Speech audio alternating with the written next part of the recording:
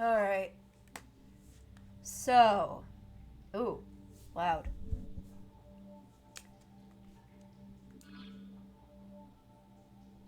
I welcome back everyone who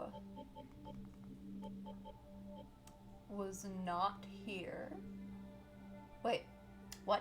I welcome back everyone I wasn't here last week playing this. Yes, that's the words. Anyway, it feels like every time I play this game, it's on a day when my brain is just melting slightly out of my ears, which I'm sure will make this somewhat more entertaining as I bumble around in the dark, because, let's see, today's big goals include mainly seeing if we can find that third Oni, and if we can, we're gonna beat the Oni. If we can't find the Oni, then we might just continue with the plot and come back and deal with this later. My mic is a bit loud. Hello, Dragon Catman. I was just explaining what we're gonna try to do while I send out notifications. It's good to see you, Ed. Hope you're doing alright. Aside from that, I don't know if there's anything else I need to give as like a precursor to this stream. The other ones this week I might need to, just because they're covering some pretty serious topics. But I don't think there's anything here that's going to be too dark necessarily. Unfortunately, again, I'm kind of just going off the warnings on the box, so do keep that in mind. I think we need to get over to that side of B Floor 4, though I'm terrible at reading this sort of map, so I was trying to figure out before I started how exactly to get myself over there, you know? Also, let me know if anything's up with the sound. I think I figured it out so that I can kind of hear things through my headphones, but, you know, if you can't hear anything, then let me know. But I'm not sure how to get to the other side of that. I'm thinking, the only thing I can think of is going down from the far side of B43. If we could get over there, which I think we get through from that ladder, which we get through from falling down a hole on the floor above, and then trying out stuff around there. That's the current plan. We should be fine for a bit longer on, you know, health and such, but I think the indicator of where Onis might be is usually that there's some sort of damaging effect on the ground. Hello, Technicolor Dusty. I was just explaining where I think I might need to go. I long for the days in this series when we will finally have quest markers. I very much look forward to 5. But that's not till, well, when next month? I don't remember. Okay. If I fall there, I'm just gonna end up on the right side of this floor. I think we want to go downstairs here and fall down a hole? Yeah, probably. How are you doing, Dusty, by the way? I'm just, like, sitting here trying to figure out where to go in this game. I don't even necessarily think I need to fight these bosses. I just think I'm gonna feel better if I do. Still at work, trying to level up Hildegard in, Trigalia. Didn't they give out, like, those special items that let you automatically max out someone's stats in that game recently? You drank all your tea? Well, that's good. I had some tea before I started this.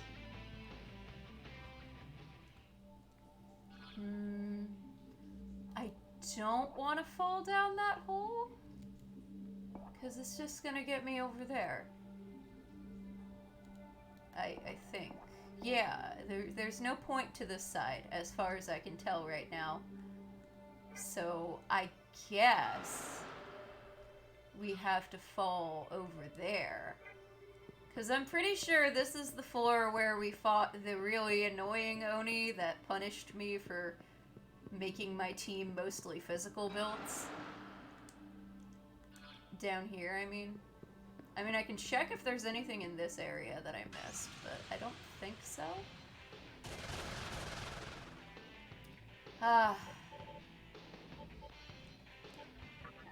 As much as Sarahiko is a Chad on our team, the fact that he uses counter is annoying when we encounter him in the wilds. But we'll be fine. There. You used it on Summer Verica because you can't beat her Trials quest. I can't beat a couple. I am so off topic. I'm so off topic of this game that we're just talking about Dragalia Lost.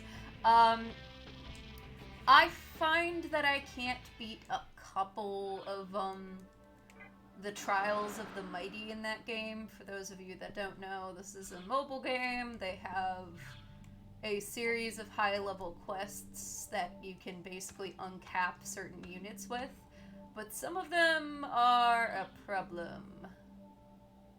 Definitely a problem for me. Okay, we want to fall down that hole, I think. We're gonna try that and see where it leaves us. Because... Or do I want to go down? No, not that hole. This hole. Definitely this hole. Chat, welcome to SMT Nocturne, where I still don't know where I'm going, in spite of the fact that I've been playing this for a while now. Who needs a sense of direction? We'll be fine. And that's fair. What color is Summer Verica again? Because if she's red, I just use Halloween Low and still. Oh boy, it's the guys that spawn more of themselves, like Pringlesman. It just left. It just left. It was like, nope, I'm not dealing with this today. Yes, I know I am high level for this area, Black Ooze. You can leave. Purple. Oh. Yeah, I use someone different, Purple. Because I'm a cheesy person. What time is it? Okay.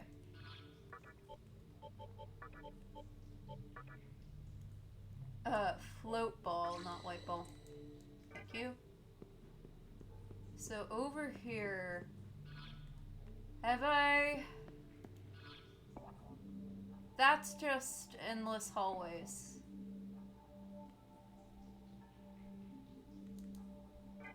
Unless... Hold the phone. Hold the phone. She's preferable in some endgame quests because she can buff and debuff. Yeah, that sounds about right. I very much dislike this man. He is in my way. You are not a very gentlemanly person.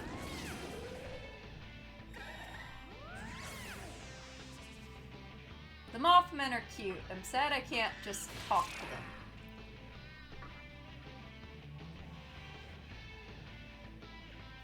Yeah, unfortunately, a good portion of units, when you get to endgame, are less viable, which is kind of a pain. Hey, at least it's not Fire Emblem Heroes, where a lot of more difficult quests would be, wait, you know kill, free friend, so you forgive, please. Oh, hold the phone about mobile game talks, we got a frickin' Mothman! Free friend. Yes! We have adopted a Mothman. Me Wilder, me Mothman, me help you. I love Mothman, it's so cute. It's ours now. feel very good about this. Even if I don't use it, I love Mothman. Mothman is baby. Oh, that's so good. What skills do you have? Evil Gaze and Stun Claw. You are actually pretty good level. Let's see. Weak to electric. Okay, that's not so bad. It's got good magic.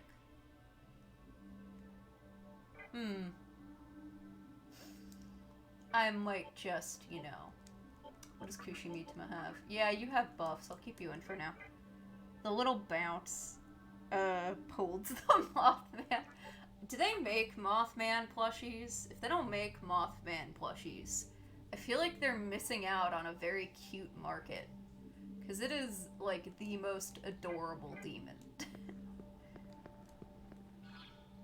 Though it does raise the question that if we're going into the territory of American cryptids, if we have a Mothman, will there be a Jersey Devil? As someone who grew up in New Jersey, I hope not. Work ended late, and your bus called the wrong actress. That's obnoxious. That's really obnoxious, Kissy Face. You'd buy a Mothman plushie? Yeah, I also would happily buy a Mothman plushie. There we go. Good job, Beef. Getting back on the protein. The protein bus. The most important bus there is.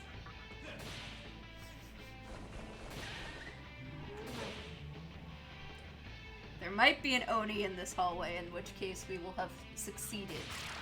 If there isn't, then this might take a while, because we're gonna have to fall down some holes.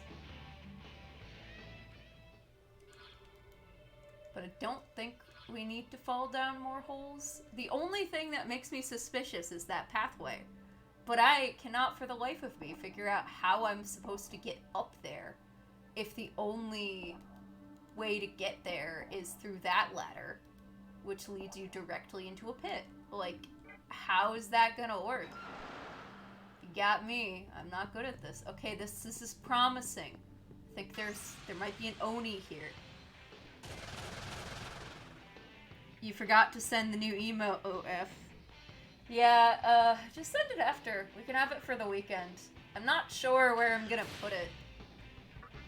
Part of me kind of wants to make it a bid emote, because I'm like, I don't want to make people spend more on subscriptions every month. Because I don't have access, I think, to more than, like, one of the emote slots for tier 1 subscriptions. Yeah, I can speak today, clearly. Oh, bye-bye, Kelpie. Here now? Good, good. Good to see you. Hope you're doing okay. Kushimitama leveled up. Yeah, I'm pretty sure this Mothman's, like, theoretically better than the Mitama. And I'm also pretty sure if the next time we go to a Cathedral of Shadows, we fuse the Mitama with the Mothman will get the rewards. So this Kushimitama is about to learn Anti-Elec on its next level up. So I want to level up this Kushimitama one more time, because then I can reduce Mothman's weakness. And we're gonna use Mothman because it's fucking cute.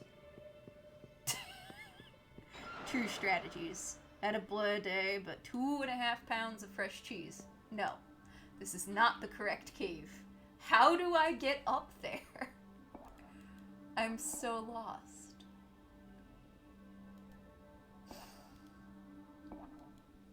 Because falling down that pit will just lead me there. Okay, well, I'm going down a hole.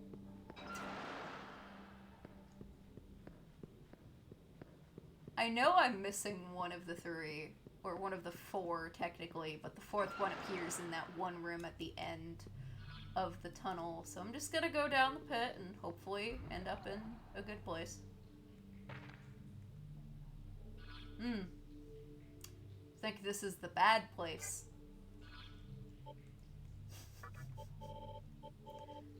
Okay. Cool. Deep confusion. Where do I go? How do I get over there?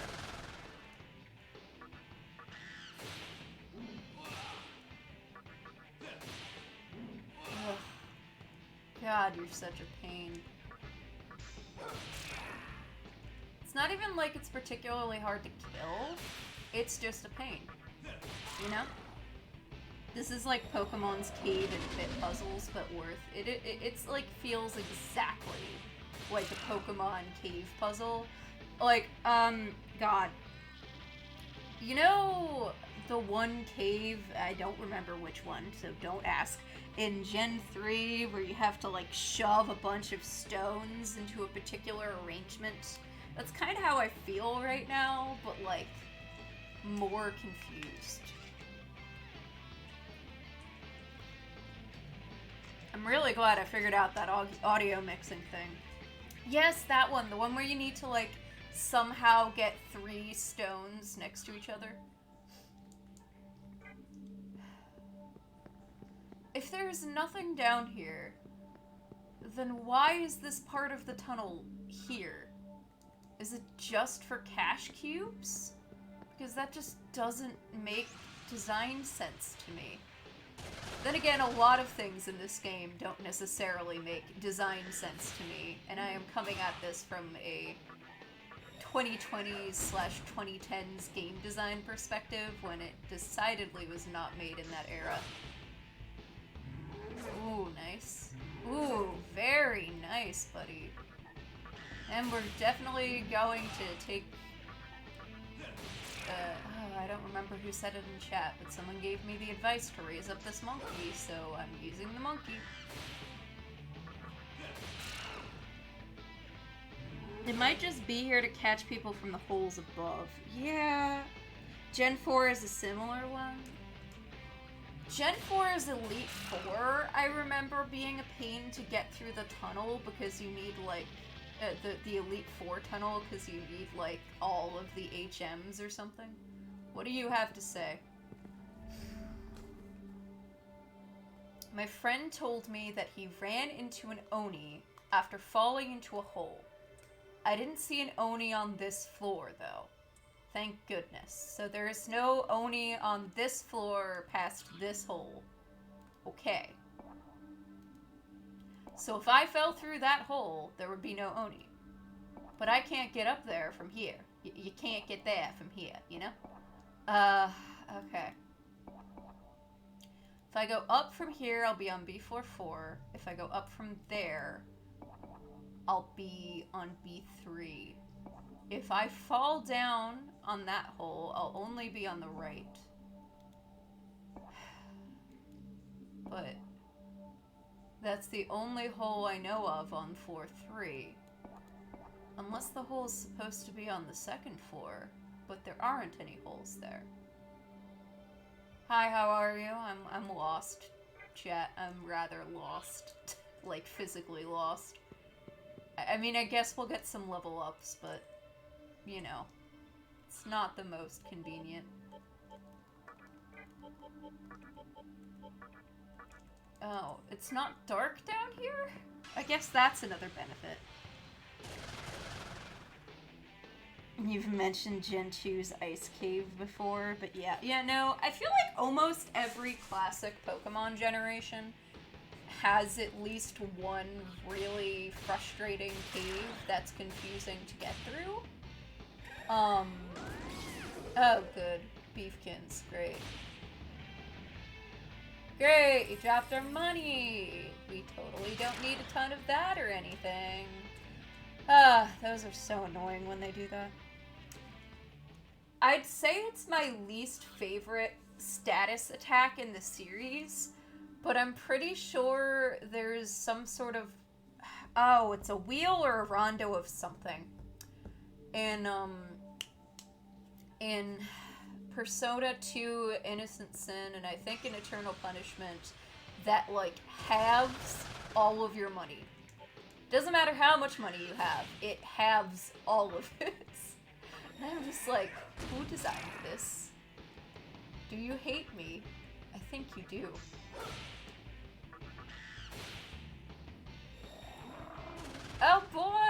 They're all Pringles men, aren't they? Well, I gotta tell you something, buddies. You're kinda cute, but I don't like Pringles men. That must be a very confusing sentence for someone who hasn't played Persona 4. Rondo of Blood, oh god. On the flip side, you just turn back cave count. Yeah, turn back cave has that vibe.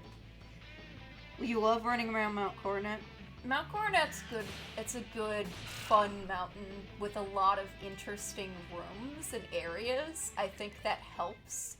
Like, you can find the horrible Phoebus room where you have to fish on every single tile, hoping you get a Phoebus. And I deeply question, why do I like Phoebus so much?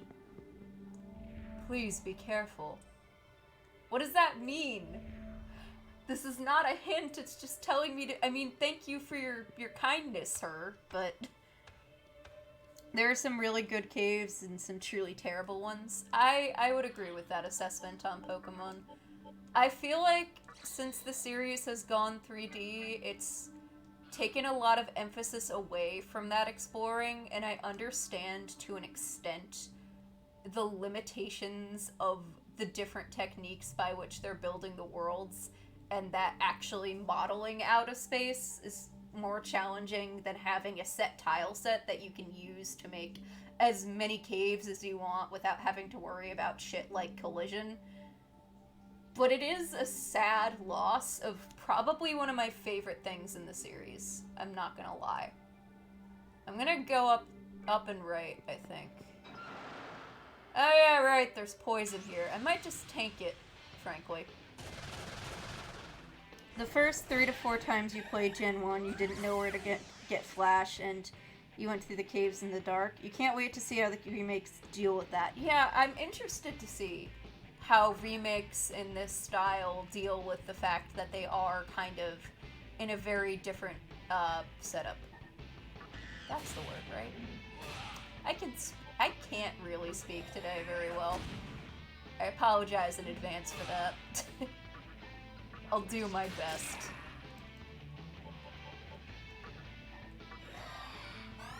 Oh, you meant specifically with the Phoebus.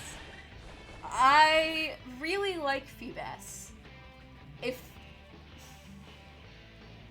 I would jokingly say if someone like donated 1,000,000 points, I would go get the Diamond and Pearl remakes and grind in that cave until we get a shiny Phoebus, but look, I hunted it for years, and I only got one myself that I caught in Pokemon Go this year. And I started hunting whatever year Omega Ruby and Alpha Sapphire came out. I have very, very unfortunate luck.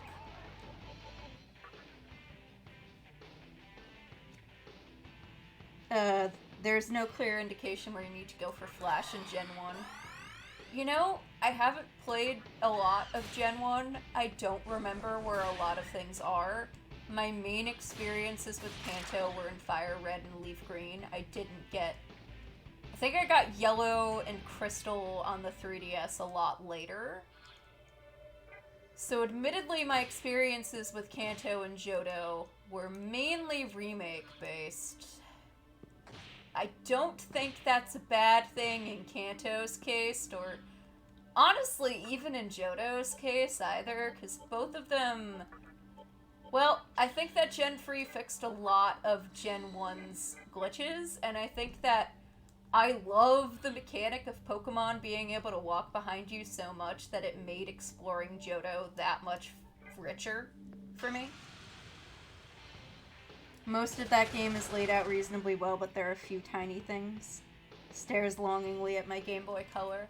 You know, my first video game ever was a Game Boy Color game, but I actually had a Game Boy Advance that my grandfather got for me for my birthday, I think. And that was my first video game I ever remember personally playing was Hamtaro Ham-Hams Unite on the Game Boy Color. And that game is a fucking banger. and it's amazing. And the Hamtaro, like, there's Hamtaro adventure games on the Game Boy Color and Game Boy Advance, and I would happily stream them because they are some of my favorite games still. Unironically, really great. Got me interested in a lot of cool things as a kid, including like gemstones and rocks, and they're adorable, very well put together, and they'll make you feel good. If you can get a hold of them, do it. You absolutely deserve that wonderful feeling in your life. Unfortunately, I am okay with emulation as long as I own the game, so I would be willing to emulate them. The only way I could capture them with a capture card would be if I got a GameCube, which I do not own. I had a Wii, but not a GameCube. You would be so down for super cute hamster adventures. Ham Ham Heartbreak is the best of them. Ham Hams Unite was the first. There was also a Hamtaro, like, Olympic Games one on the Game Boy Advance, and those were the three that I had as a kid. Ham Ham Heartbreak is a fucking masterpiece. And if you're watching me stream this, and maybe it's down that hallway. No, that was empty, wasn't it? That was where we fought the original owner. Maybe it's up here. Maybe.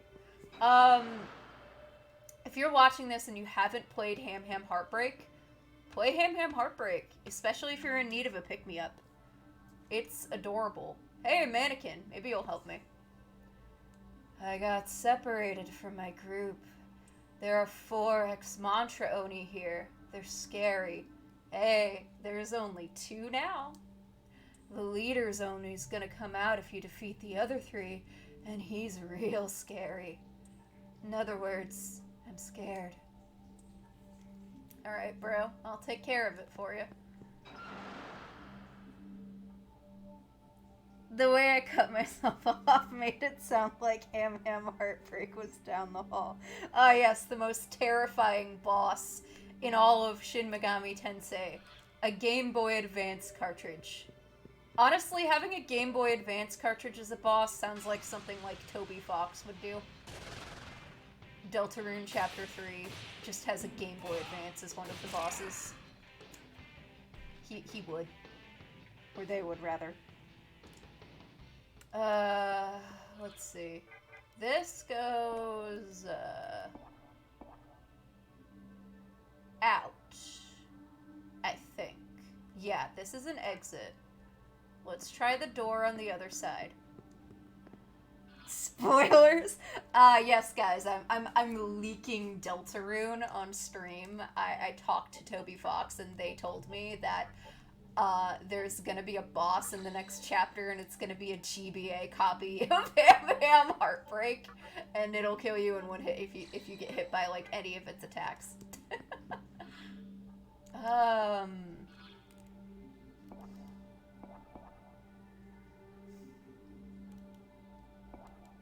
No, that'll just throw me down a hole.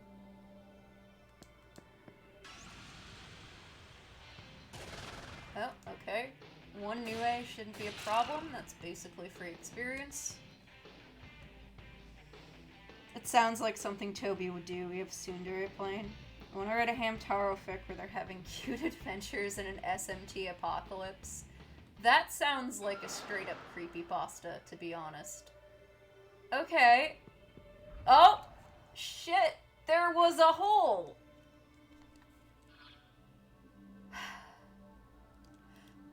There's just a nondescript script room with some poison in it, and inside of it, inexplicably, is a hole.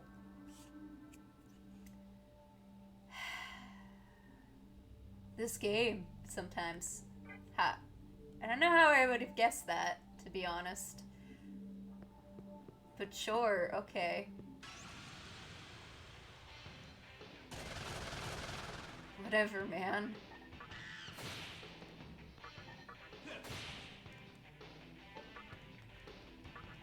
I think advancing the plot requires... You know, I'm not entirely sure where we're going for that, so I'll get to that when we get to that. I remember we went through Hijiri and found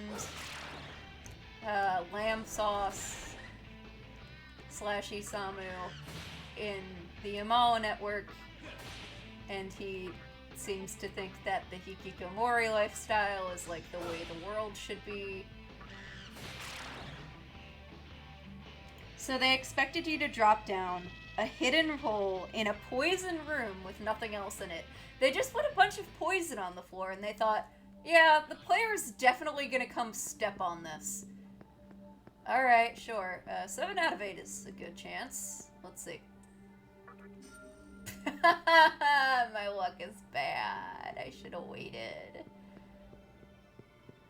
Don't be like me, kids. It's a bad idea. There it is! We've been looking all over for you. We should be fine.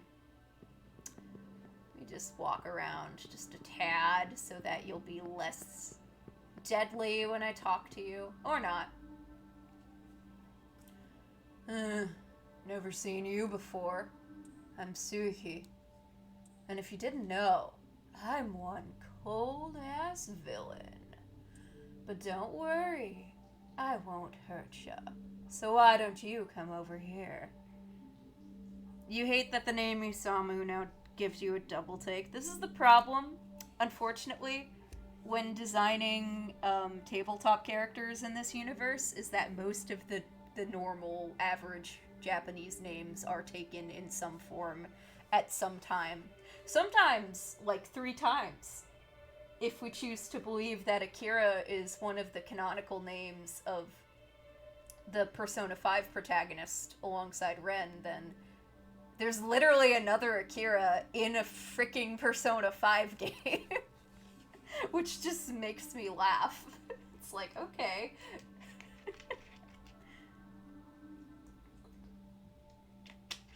This is like peak stranger danger dialogue. Your head hurts. Yeah, there's also one in SMT, What If, I think it was. That was the kind of progenitor origin of the what would later become the formula for Persona. It's itty bitty baby form. Yeah, sure, I'll come beat you up. You're a lot ballsier than you look.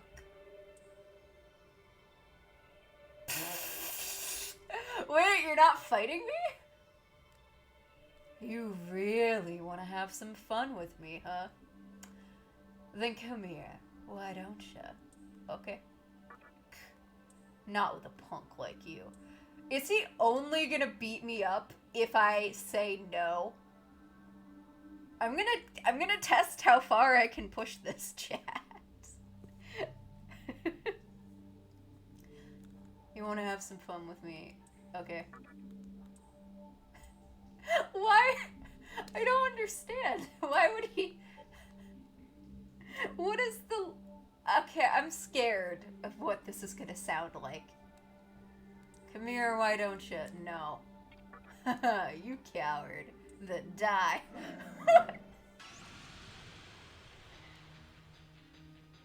Beef's friend group is a bit weirdly mixed. Oh yeah, I agree. That was strange, not gonna lie.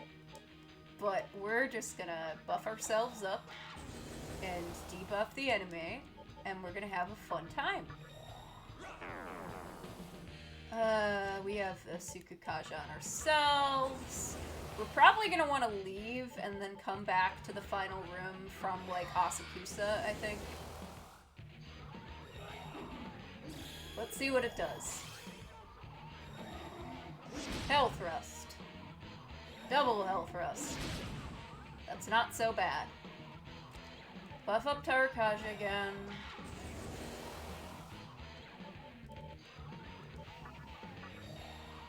Focus on Beefkins. Sukukaja so it might not hit us again. Yeah, it's interesting to look at what the internal philosophies of, like, the 3 people that Demi-Fiend is going to see kind of turn out to be, and how they're so very different from one another. Alright, bud. What are you gonna do this turn? I'm curious. Berserk. Okay. And miss all of us. Isn't Sukukaja fun, chat? Aren't buffs, like, if anyone thinks that, like, buffs in Pokemon are kind of overpowered, they should really come play SMT and see what they're like here. Because we were able to, beat the Reaper last weekend in Royal at, like, level 55, mainly through the use of buffs and debuffs. Alright, let's do our focus lunge. 754. Yeah, that's pretty good, I'd say. We'll get one last Rakukaja off. And I wish you had focus, but we'll just do a Brutal Slash and see what happens. Yeah, I want to get focus on this monkey if I can. I'm not sure how I'd do that, to be honest, but we'll see. Oh boy, thank you. That was very fun of you. Really appreciate it. Oh, this'll be fun. Yeah, I saw that coming. Remind me, chat, did I use up all of our revival items?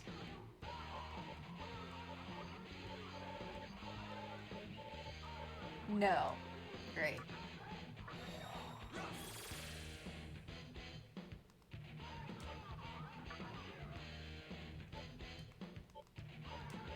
We're gonna just in case this one. Because I think that it'll probably... Well, we'll see what it does. Bufala again. Okay. And then it was stupid. That's good for us. We want our enemies to be as stupid as possible. Alright. As much as I want to use you for other stuff, Beef, we need this back. And then we need you. If you don't heal yourself, we're gonna have an issue. That might not be enough. We'll see how this goes, really. We did restock a few at the end of last stream. I just didn't remember whether or not we had. We're gonna heal the whole party this turn. You know, in fact, I might just do this for safekeeping. Yeah, probably a good idea. Can we see Pikachu again? Yeah, we can. Great. God, you need healing.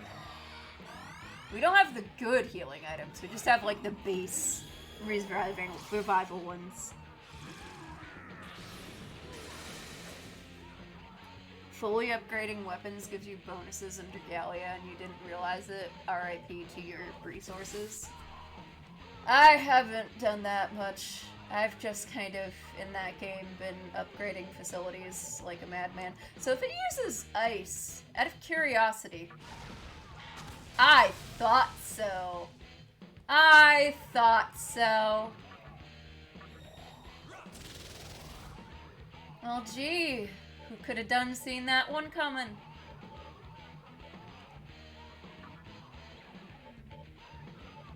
Certainly not me.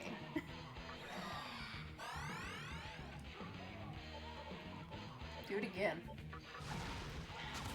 Nice. Great. Now we can lunge. Double crit. But if we do...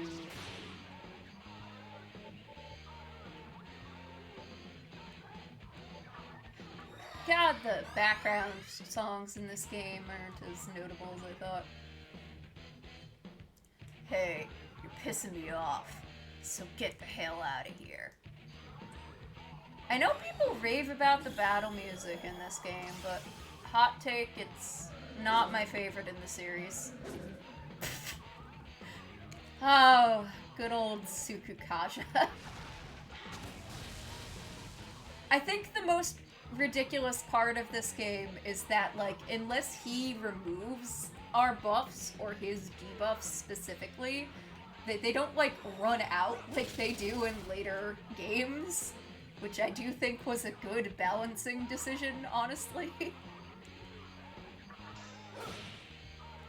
because holy shit.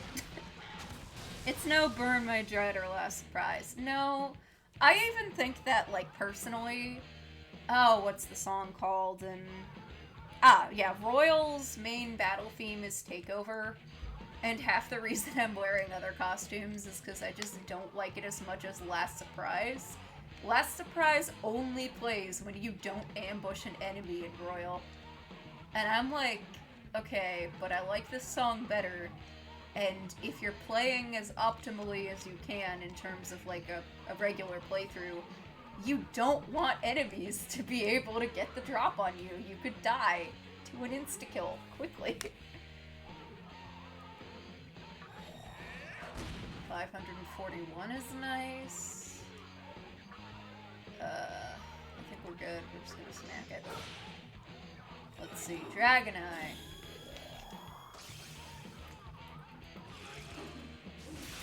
That's annoying, but it didn't hit the one it's weak against, so... Well, he's trying his best, chat. I shouldn't make fun of him. Not bad. Who are you? A demon? A human? At least Floof Boy's hit and run ability means you'll hear it less in Mementos. Oh, for the record, I don't dislike Takeover. I also think that having that hit and run ability fixed in Royal means you don't get to hear much of either song. Especially in Mementos grinding, which kind of was nice because it breaks up the monotony of the main Mementos themes. Though they added more and more varied ones to Royal, which was a very good decision. Aside from that, though, I do think that Royal is far superior in a lot of gameplay ways. I personally have some things I don't like about its ending, but we'll get to that when we get to it. Though, it's not enough to make me say that, like, you shouldn't play it over the original. You should. Like, absolutely. 100%. All of the quality of life changes alone, not to mention the added social links, are worth it. Like, Ryuji's ability actively makes the game harder in vanilla because you only get experience out of the enemies. In Royal, it's, like, so powerful that I'm kind of shocked that they didn't gate off maxing off Ryuji till later. Because you can get it, like, we got it in, like, what? May? You can get it, like, entirely too fast.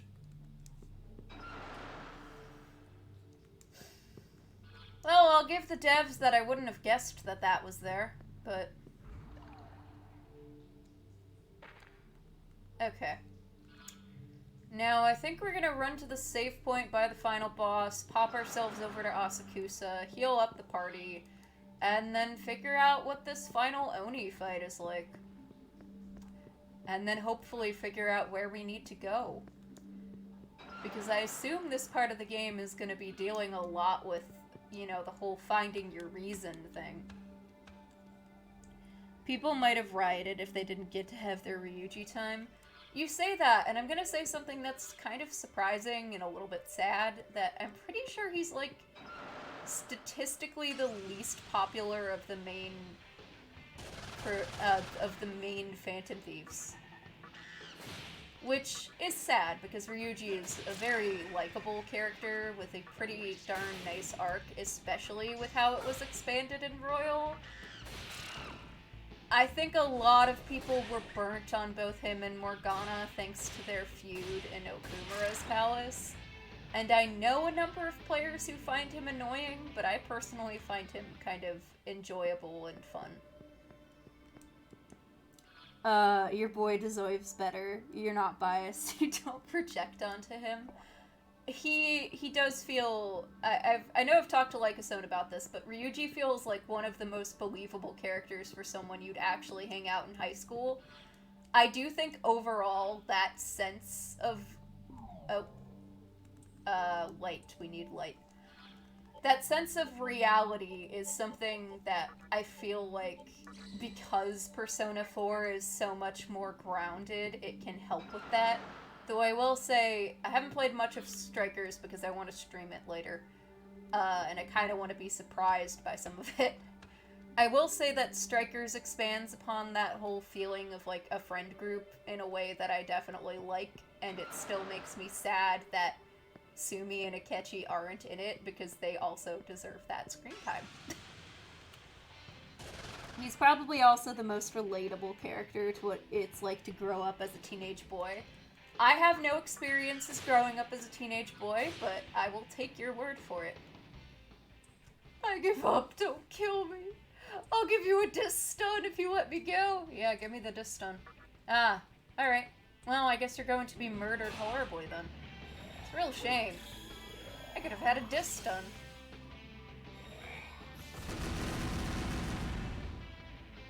No, keep going. We're all impressed. If your character is ADHD coded, then you can and will project onto them. I just think that Ryuji has a really nice arc that we've only seen part of it, but it feels like he very much grows from a nice person who deals with a lot of his problems through frustration and anger to someone who's becomes very mindful of the way that his words affect others and allows that to really influence him to be even more empathetic. And we also haven't gotten to the climax of what I think was an underutilized arc for him, honestly, all things considered, which is of him healing and rehabilitating from a physical injury on top of all that.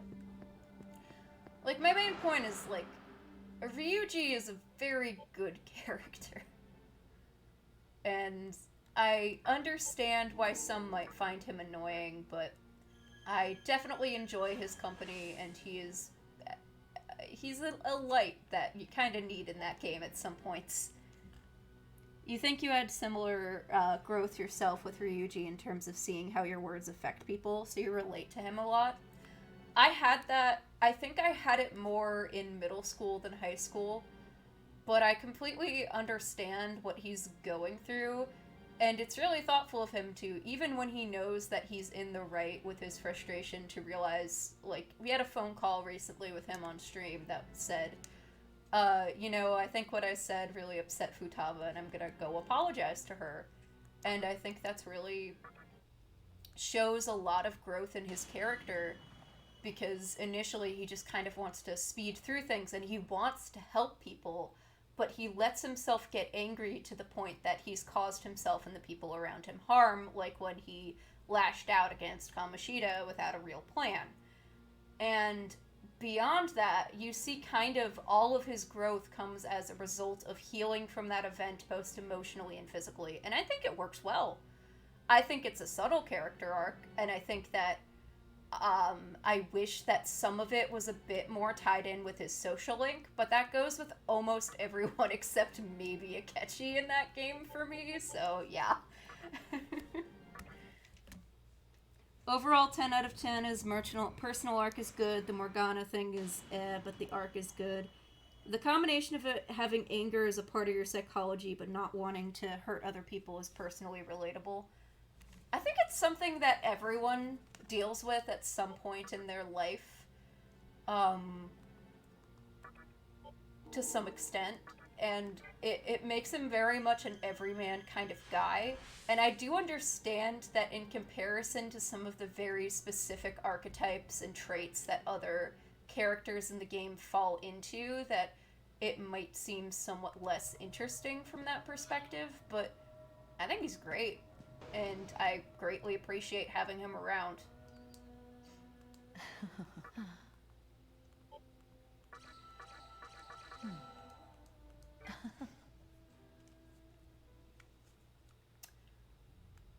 Though I will agree with some of the assessments of, like, character development versus in Persona 4 versus Persona 5. I think some characters, like Kanji especially, have just no, not light ball, flip balls, please. Oh? Like a better overall arc than the grand majority of characters in P5. I will die on the hill that Akechi has a good character arc. We haven't seen all of it, but I love it. That okay with you? Because a lot of his development is just so late game. Heyo. But A I present for fucking you. Got love it. that character. I think a good portion of it is the rewrite he got in Royal, but also his voice acting is spectacular. You can't believe, but also fully believe that you were assigned Kanji-ken. Okay, should I just walk over there from this side? I probably should. I should probably... No, I don't need to save here. I'm just... There's a save point there. Kanji is good. Kanji is a very different sort of character arc, though.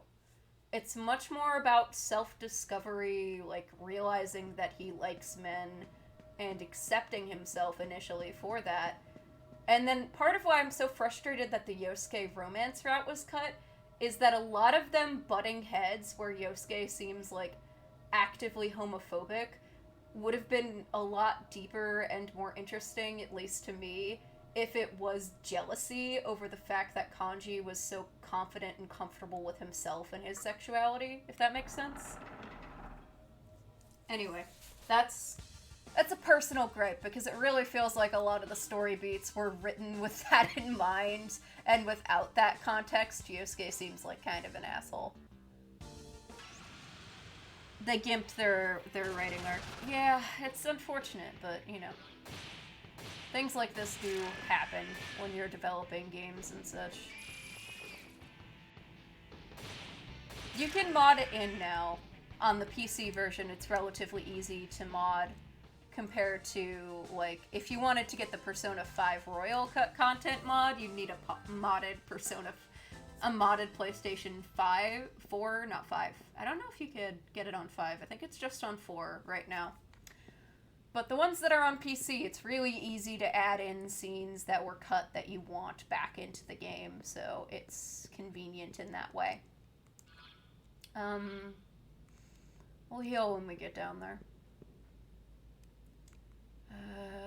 It's to the right, I think. Yes, it is. Let's go see if we can beat up the final Oni, or if we're gonna die horribly.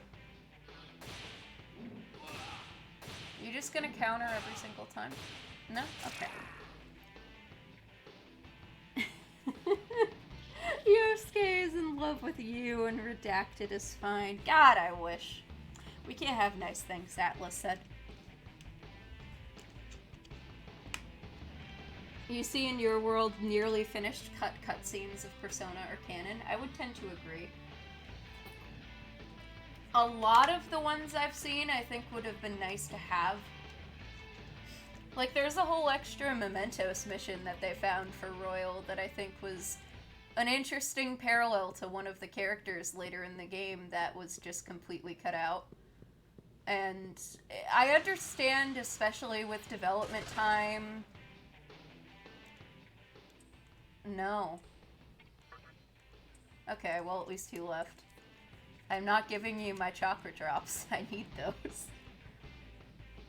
Yeah, I mean, I think that there's a lot of interesting content that if you do have access to that mod, I'd recommend seeing.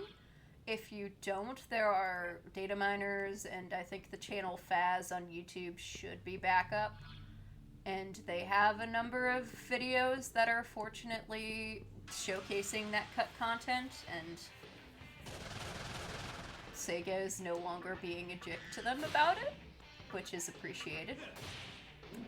I'll let you know more about them when we, like, get to that point of Royal, though, because we're not even close.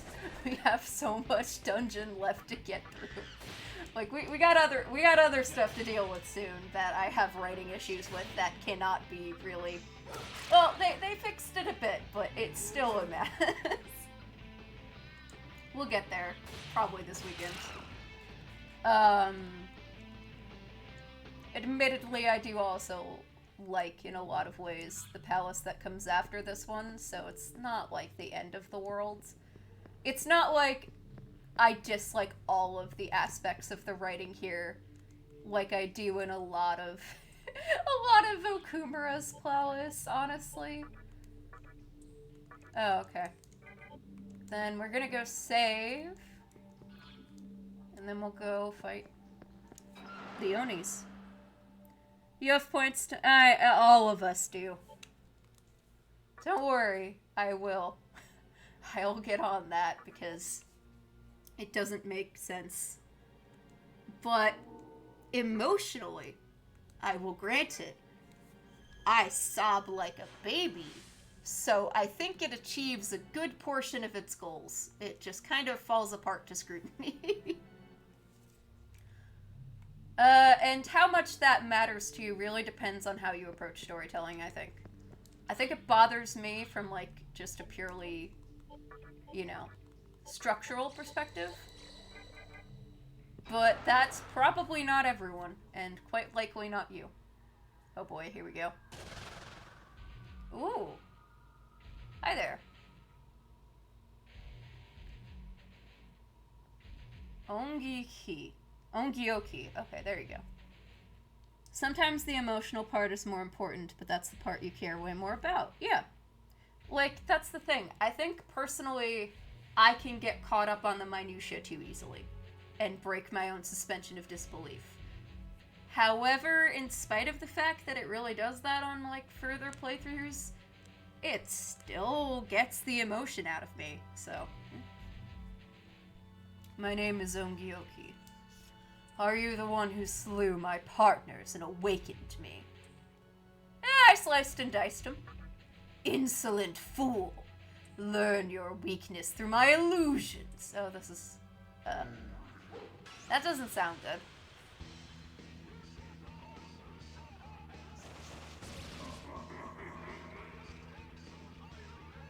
What you see may not necessarily be true.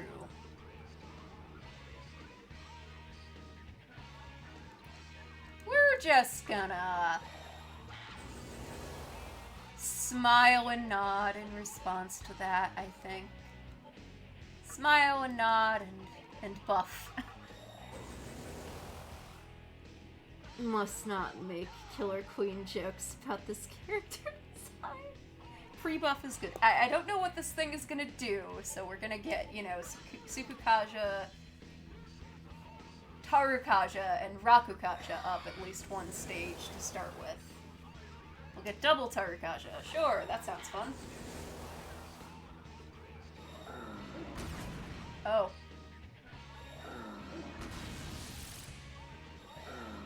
We might need more Rakukajas. While we're at it, I think I'm gonna do a Taruna.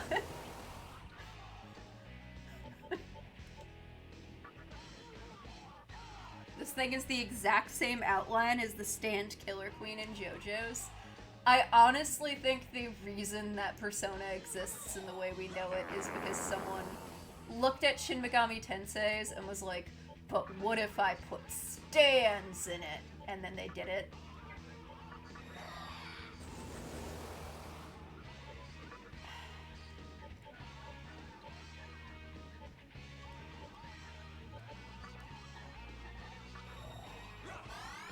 Not great.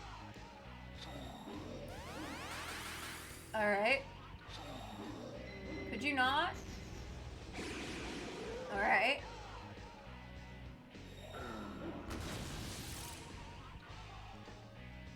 Alright, let's actually get started. So, they get rid of your undas, but we don't necessarily need all the undas if we have kajas. I don't know if they get rid of kajas. Haven't seen that yet. Hopefully not. And so they did, and it's awesome. Yeah, honestly, it was a good decision.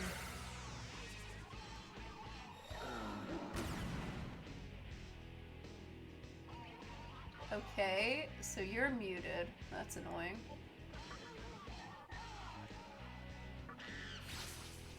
Okay, that one was fake. Noted. So if I attack them and they're fake, then we lose our turn. Got it. Oh, wrong one. You. Anyway, I shouldn't talk too much about, like, a scene we haven't even gotten to yet. like, the horror. This annoys me. And then it's like, oh, hey, Pico, what is it? Can't tell you. Let's see. Which one do we think is real? Left is beft. Hell yeah, left is beft, man.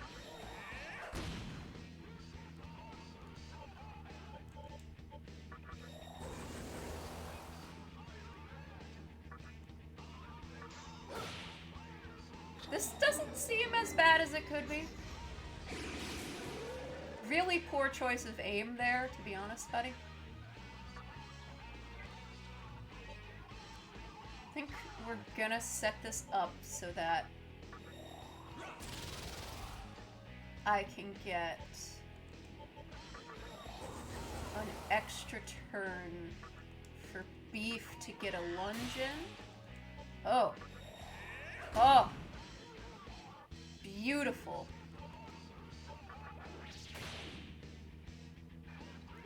You saw through my illusion. Will this be the last I see of this world? I don't know. That really depends on what you can do with this, I think. Ooh, okay, buffs. Rakukaja. Tsukukaja. And replicate again. Okay. So I think the big thing we're gonna need to do here is before I let it attack any of us by missing the correct Oni is this. Just be a real dick about it. Oh, I'm so sorry. Did you need that? Okay, that one's not. That's fine. We should be able to handle one turn of... Yeah, exactly. Left is beft. Left is not beft. But there's only two left. Is left beft? No, okay. That's only one then. That's fine.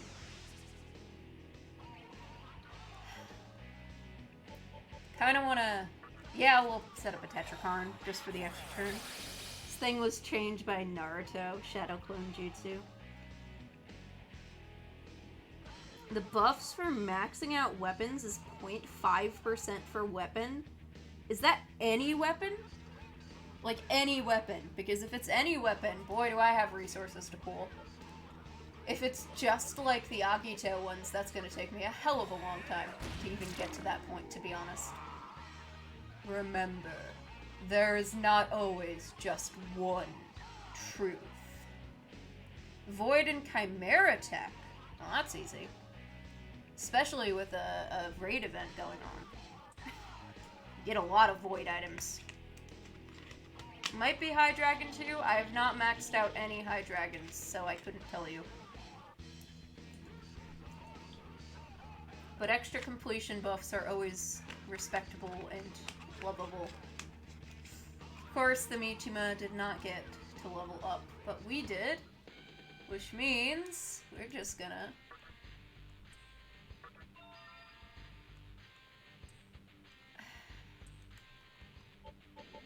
I think having pure full HP recovery is better.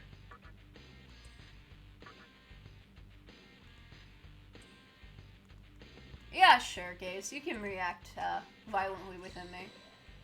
You fully recovered. Thank you, Gaze. Is tempting to change a skill? No. Wants to talk to you? Sure. You are pretty good. Let's see. A ruby. Okay.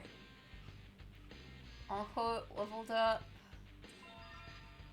Learned Stone Hunt. Ask for various types of gems. Oh, help. I don't know how to pronounce your name. E4C underscore. But welcome, regardless. We're nearly at max strength. We are. Let's see. Is Stone Hunt better than anything we have?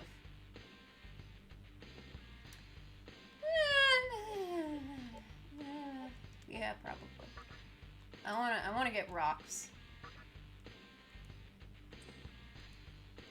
No changing skills. Signs of change are good, though. Signs of change are very much appreciated. Alright, we have defeated all 4 Onis. And there's items back here. There's stuff. A cash cube. The Magatama Murakumo. Okay, well, what does that do? Wow, I don't know where this one is from. It's between Jed and Gehenna.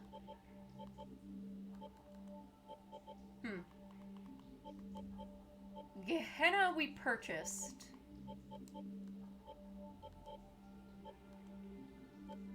And Nirvana we purchased. What? Oh, it's buffs. Buffs are kind of nice. Are buffs better than debuffs to have on me? Not right now, I think, but I'll hold on to that anyway. Because none of my other party members have a lot of debuffs. They have a lot of buffs. So I think having debuffs is beneficial on some level. So I guess that technically wasn't completely necessary, but, you know, it's fine. Now we get to try to figure out where the plot wants us to go. Spoiler alert, I'm not really sure. I might ask Kajiri if he has any reminders and ideas, because it's been like 2 weeks.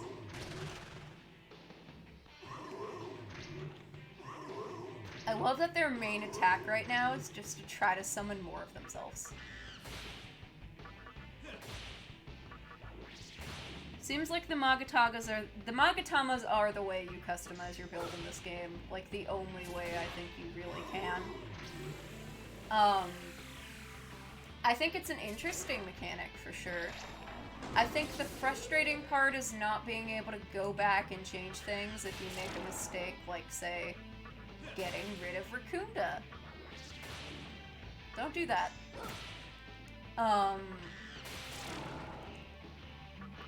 Admittedly, Persona games tend to give you more control over that sort of thing than Shin Megami Tensei ones do, because you can, like, remove and re-equip personas and save over their original builds if you make a version of it you like better.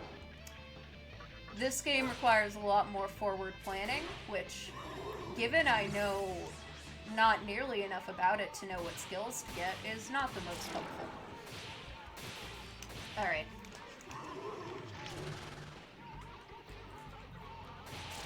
Listen, Black Ooze, we don't want to be here all night. Probably makes it harder to soft lock yourself in Persona, at least battle-wise. Given that Gnarly the YouTuber was able to beat this game on hard mode and never used buffs or debuffs, I think it is honestly probably really difficult to soft lock yourself here too.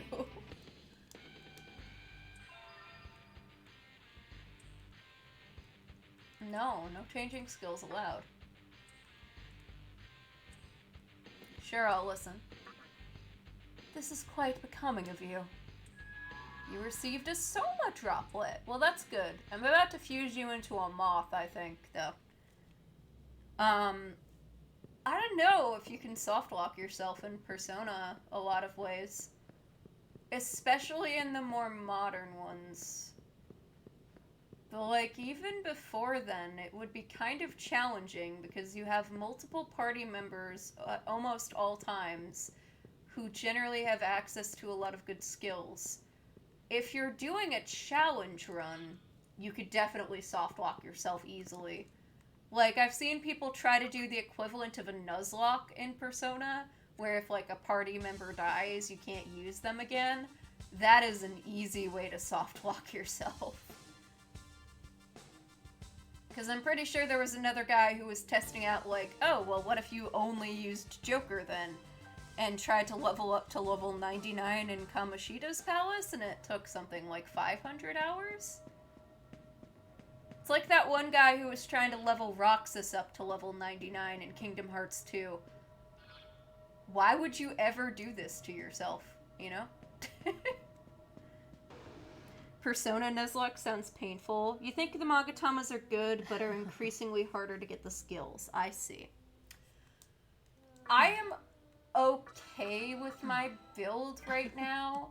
If I find the one that has Meteoron instead of just Deoron, that would definitely be appreciated for utility purposes, because that won't rely on my magic for healing. Right now I've mainly got just debuffs and strength on my Demi-Fiend. Persona Nuzlocke does sound painful. I really don't know. I don't think I could ever do that, because I feel like it just would be so much of my life down the drain. I'd be willing to do a typical Pokemon one, I think, and I very well might. Though I'd cry. I'm not a huge fan of crying in front of other people, but, well, given events that are soon to come in the games I'm playing, I'm going to.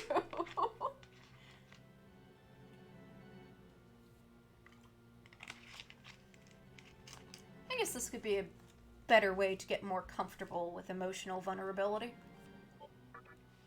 I'll track down our Amala resident here, so don't worry. Track him down and kick him out of the network, that is. Okay. That doesn't tell me anything about where to go.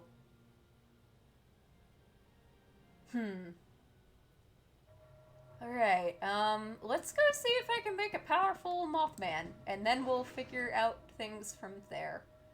We did actually get the Magatama out of the... Welcome to the Cathedral of Shadows, where demons gather. The challenging,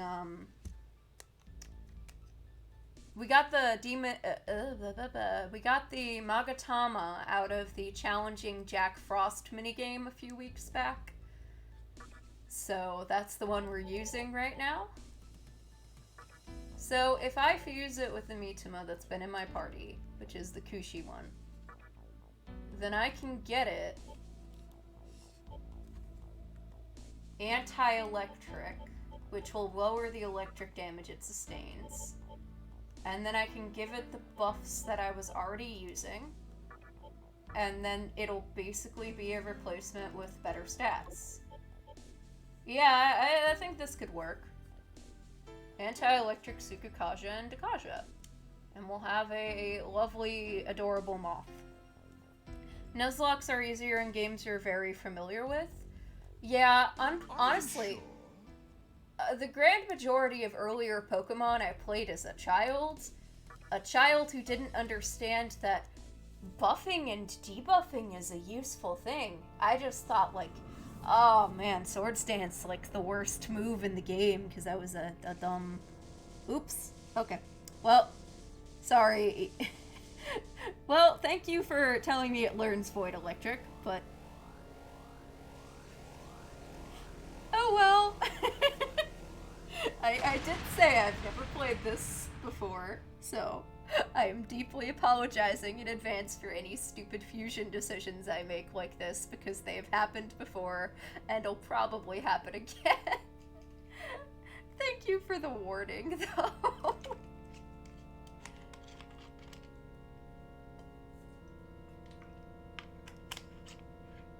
It is baby.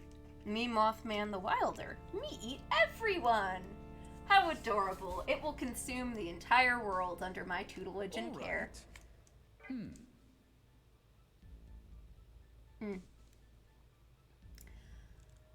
It'll be alright. I'm not trying to play this perfectly.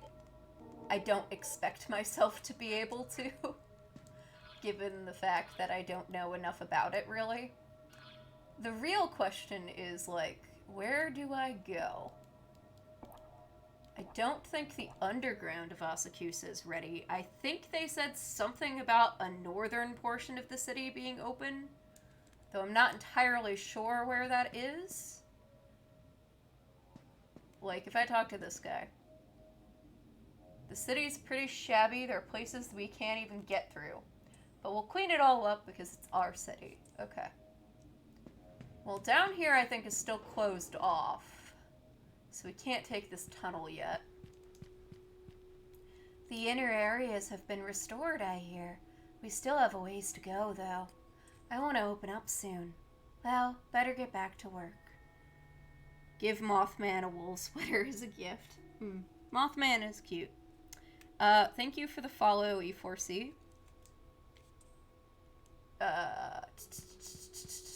Okay. It's very much appreciated. I hope you enjoy my ineptitude and it brings you some joy in your day. Okay, so the last thing we did was figure out the situation with lamb sauce. Yes, my chat has decided to name everyone after food. We are Beef Wellington. Our teacher is Flank Steak, or rather hilariously, Miss Steak. And our friends are Chicken Nugget and Lamb Sauce. Futamimi is deep inside Mifune Shiro, praying to see the future. Sometimes it takes a while, sometimes it doesn't. Okay. So the real question is, where should I go? Yes, I've seen Sakahagi already. He is a disgrace to our people, I would agree. He wears skins like they're, you know, clothing. Our holy land, Mifune Shiro, is just past here. So, if this place isn't finished with construction, my real question is where I should go to advance the plot. Food lock. Yeah, that's the playthrough, basically. Yes, our main emote on this channel is beef. Chat likes to spam that at me quite a lot.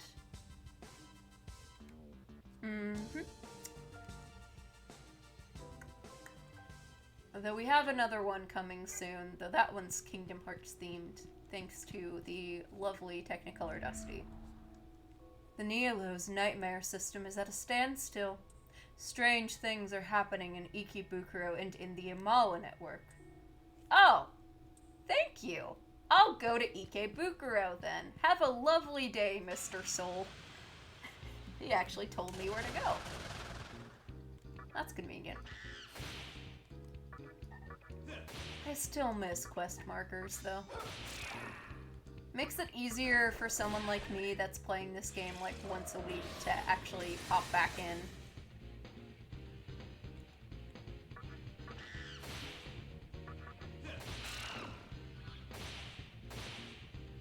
Well, it's gone.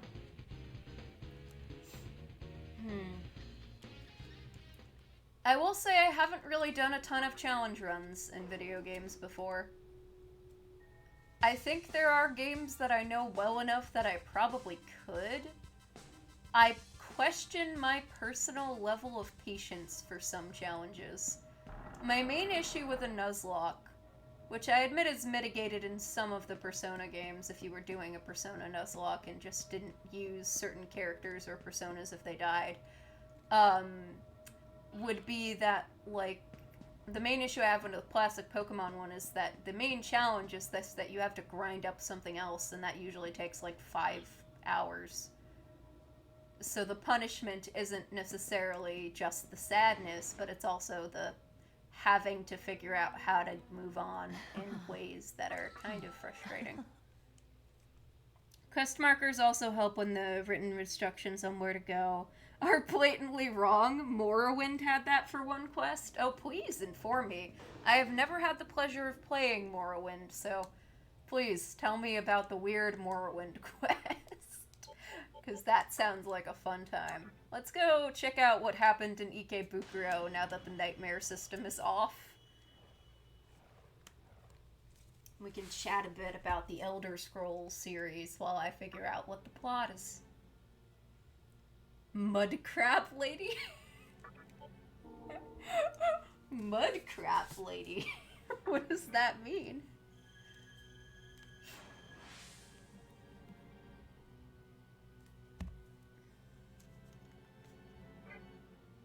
For the record, I'm also not necessarily against the idea that you don't have classic quest markers, But what you do have is markers that you can put on the map yourself of interesting things in like an open world game.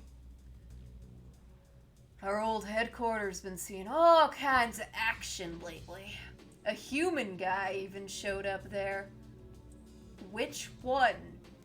Because, like, there's varying levels of how bad of news that is. It's like, that could be Lamb, and he's pretty much harmless as far as we know. That could be, so like, guy as in boy, or human guy as in human person? Hijiri could be a problem. Oh, not Hijiri. Hikawa could be a problem. Hijiri is fillet of fish. He's fine. Yes, we've been referring to everyone as food.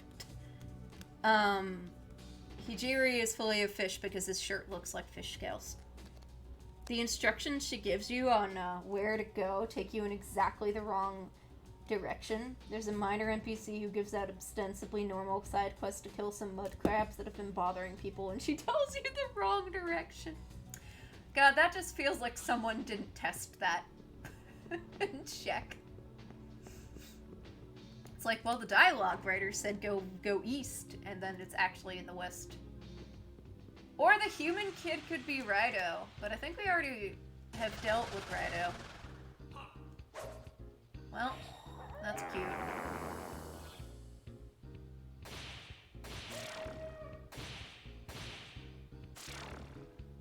Yeah, I figured that would happen. We're not gonna get a ton of XP from these guys. That's game design. Weast. The optimal way to beat it is actually to wander around the countryside until you find the right group of mud crabs. Keep in mind, they're a common enemy. Oh, God. Oh, wait. Hold on. Hold on. Something's happening. Ah, crap. Look who we have here. It is exactly the one I was hoping wouldn't be the human guy. Hello, asshole. How are you doing? You trapped one of my friends upside down to use her to drain Magatsuhi from people. I would like to introduce you to right fist and left fist if I wasn't on a fucking neutral route right now.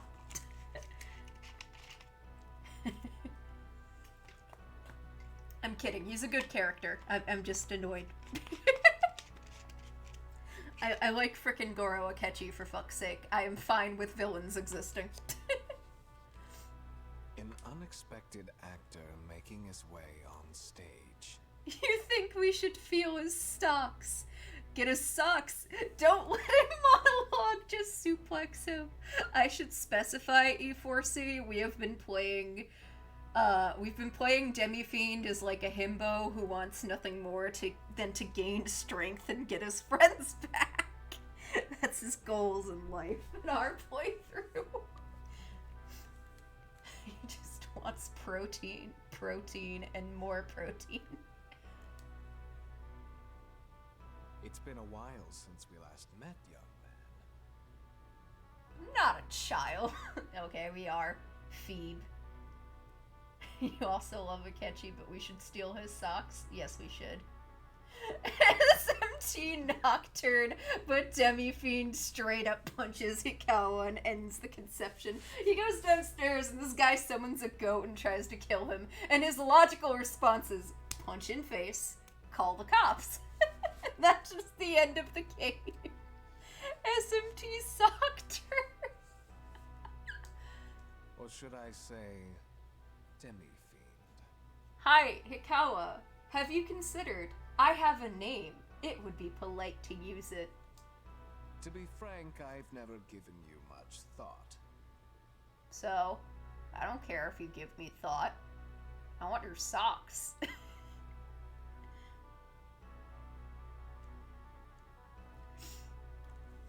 But it seems our paths were made to cross, even from the very start.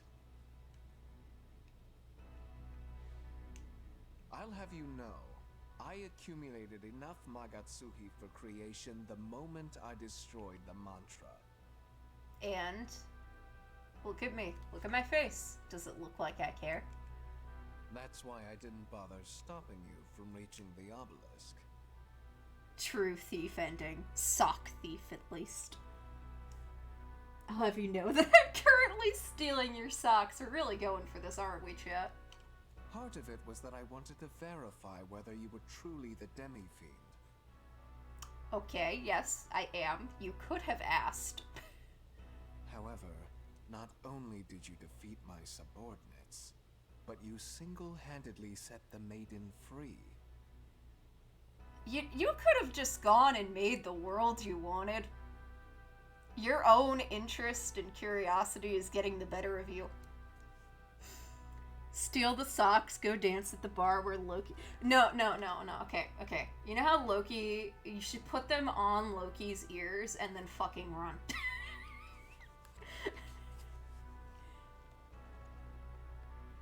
You have like 2 brain cells. There's only room for 1 joke at a time. It's fine.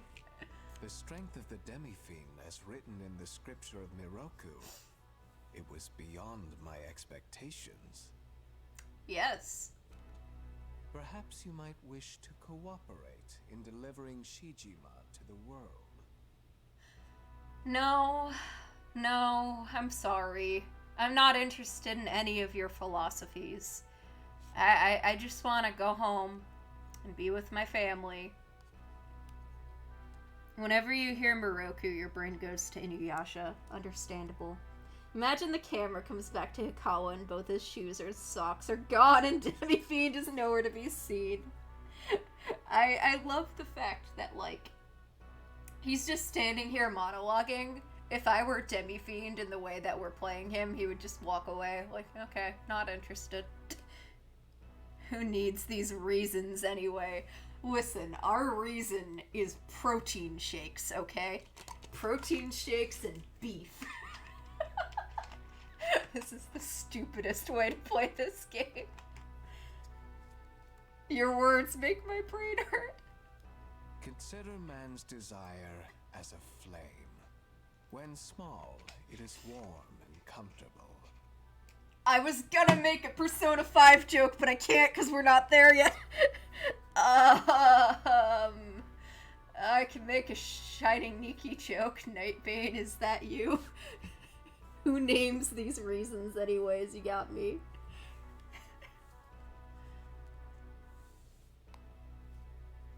But the flame soon erupts into wildfire, devouring everything in its path and leaving only ashes in its wake. This is why you keep a bucket of water on hand, Hikawa. If you let your fires get that big, you're gonna cause some serious problems, man. This man's just describing Los Angeles this time of year. This man wants to end gender reveal parties. Covet such fire. Oh god. We became dependent on its warmth and averted our eyes from its all-consuming nature. This guy put on the goth strawberry suit and massing pants and decided, this is the look I want. Everyone in this game is a fashion disaster. You gotta remember, this is like early 2000s fashion trends. It's like if you went and watched Torchwood and expected everyone to look like, not like they're straight out of 2008. It's been funny to go back and watch Doctor Who with Dusty because, like, literally the first episode I'm like, oh god, it's like 2007 hoodies. It's like I've owned these zip-ups and they are very dated.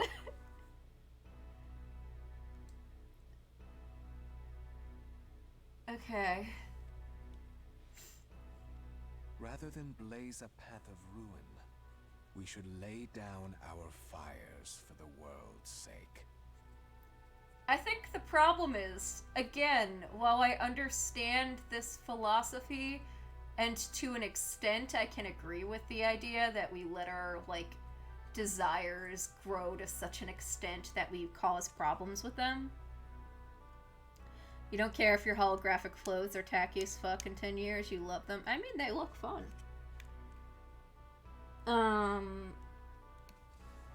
Like, Yeah, Rose Tyler does look a bit like Hillary Duff. Oh wait, philosophies. I'm so off track today. I agree with the idea that we shouldn't let our own desires get in the way of, like, taking care of the world and other people, and there are very literal ways in which what he's saying has come true in the real world of people putting personal desire over the sake of others and other people. I don't think that requires a world where nobody is able to feel anything, though. I feel like that's the most extreme possible response to this, which is an issue of, like, I want people to not destroy the world unnecessarily for their own wants. Which I agree with. Yeah. Imagine if you go out to the market or something and then the literal apocalypse happens. Now the clothes you were wearing are what you'll wear when the world was reborn. Some poor person was at a high art fashion show and they're having to live in those clothes now. Oh boy. Not that I do kind of love high fashion, to be honest.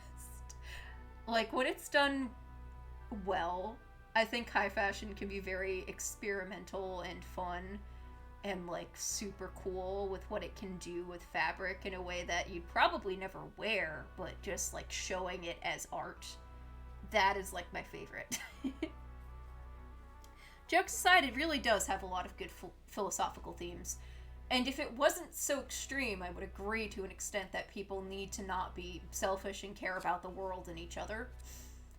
But, like, we need to be able to care to be able to change things. High fashion can be interesting, but in terms of daily wear, you question much of it. I think the thing is, the grand majority of people do not wear high fashion, but some of the trends of high fashion trickle down into everyday fashion. High fashion in and of itself is less of a, I'm going to wear this dress on multiple occasions, and more, I have a statement to make at a specific type of event, and this is what I need to do it. Like, it's like looking at modern art and versus, like, classical paintings, you know? Very two different art forms, I'd say. Just a different medium. Yeah, I agree that it's not really something I'd wear every day, but yeah. By doing so, a life of repose would in turn be promised to us.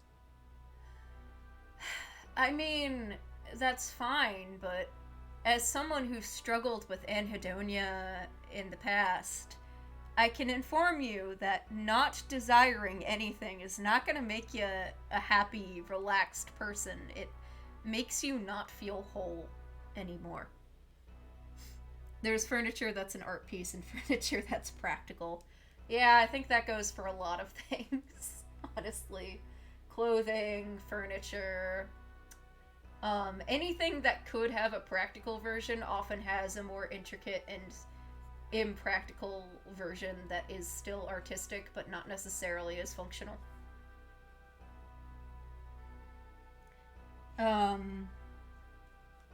The whole message is that extremism isn't good and we need nuances to society. I agree, and I think that's a really good message, E4C. Because when you go through and you hear all of these things, to an extent they're understandable, except Chiaki's. Chiaki's is just eugenics, and eugenics is bad. I'm sorry to put that out there, but, like, the strength philosophy, while I understand the idea of, like, meritocracy as a philosophy, and that comes up a lot in the way that SMT deals with chaos routes, the way she talked about it was less everyone's gonna have their own merit and more we're gonna cut out unnecessary people, which is just solid yikes. Let's never do that. You will throw Chihaki into the sun. I agree, honestly. Your point was just that being stuck with your own and only outfit in the midst of an apocalypse would suck, yeah. What is desirable? What is undesirable? It is not man that makes the distinction. It is the world. Okay. Sure. Therefore, humans are best suited as its beacons. Lights that spin quietly, sometimes bright, sometimes dim, all pulsating in perfect harmony. No thanks. Not my ideal world. People are different from each other. We have different wants and goals and needs and skills, and that's a good thing. This is the highest form of existence there can be.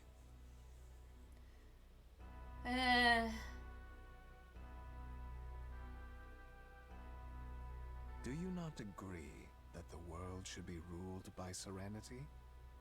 No, I don't agree.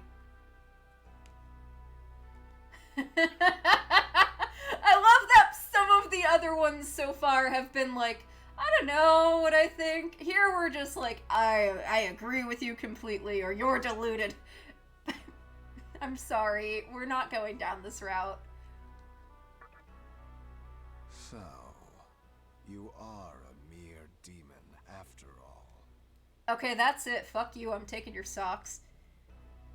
Still on Filet-O-Fish team, don't bother people and study cool artifacts. Best answer. Isamu's reason is the least worst to you. His is very much a commentary. I think I'd agreed with Lycosone given the time period when it initially came out on like hikikomori lifestyle and self-isolation.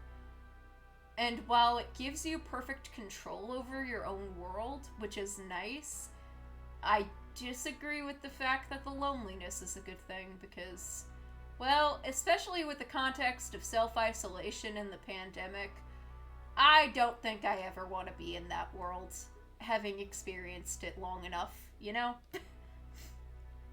But I understand his desire for control, especially after what he went through. And it's the least... I feel like it's the one that infringes the least on people's personal lives, if that makes sense. They can still have what they want out of the world.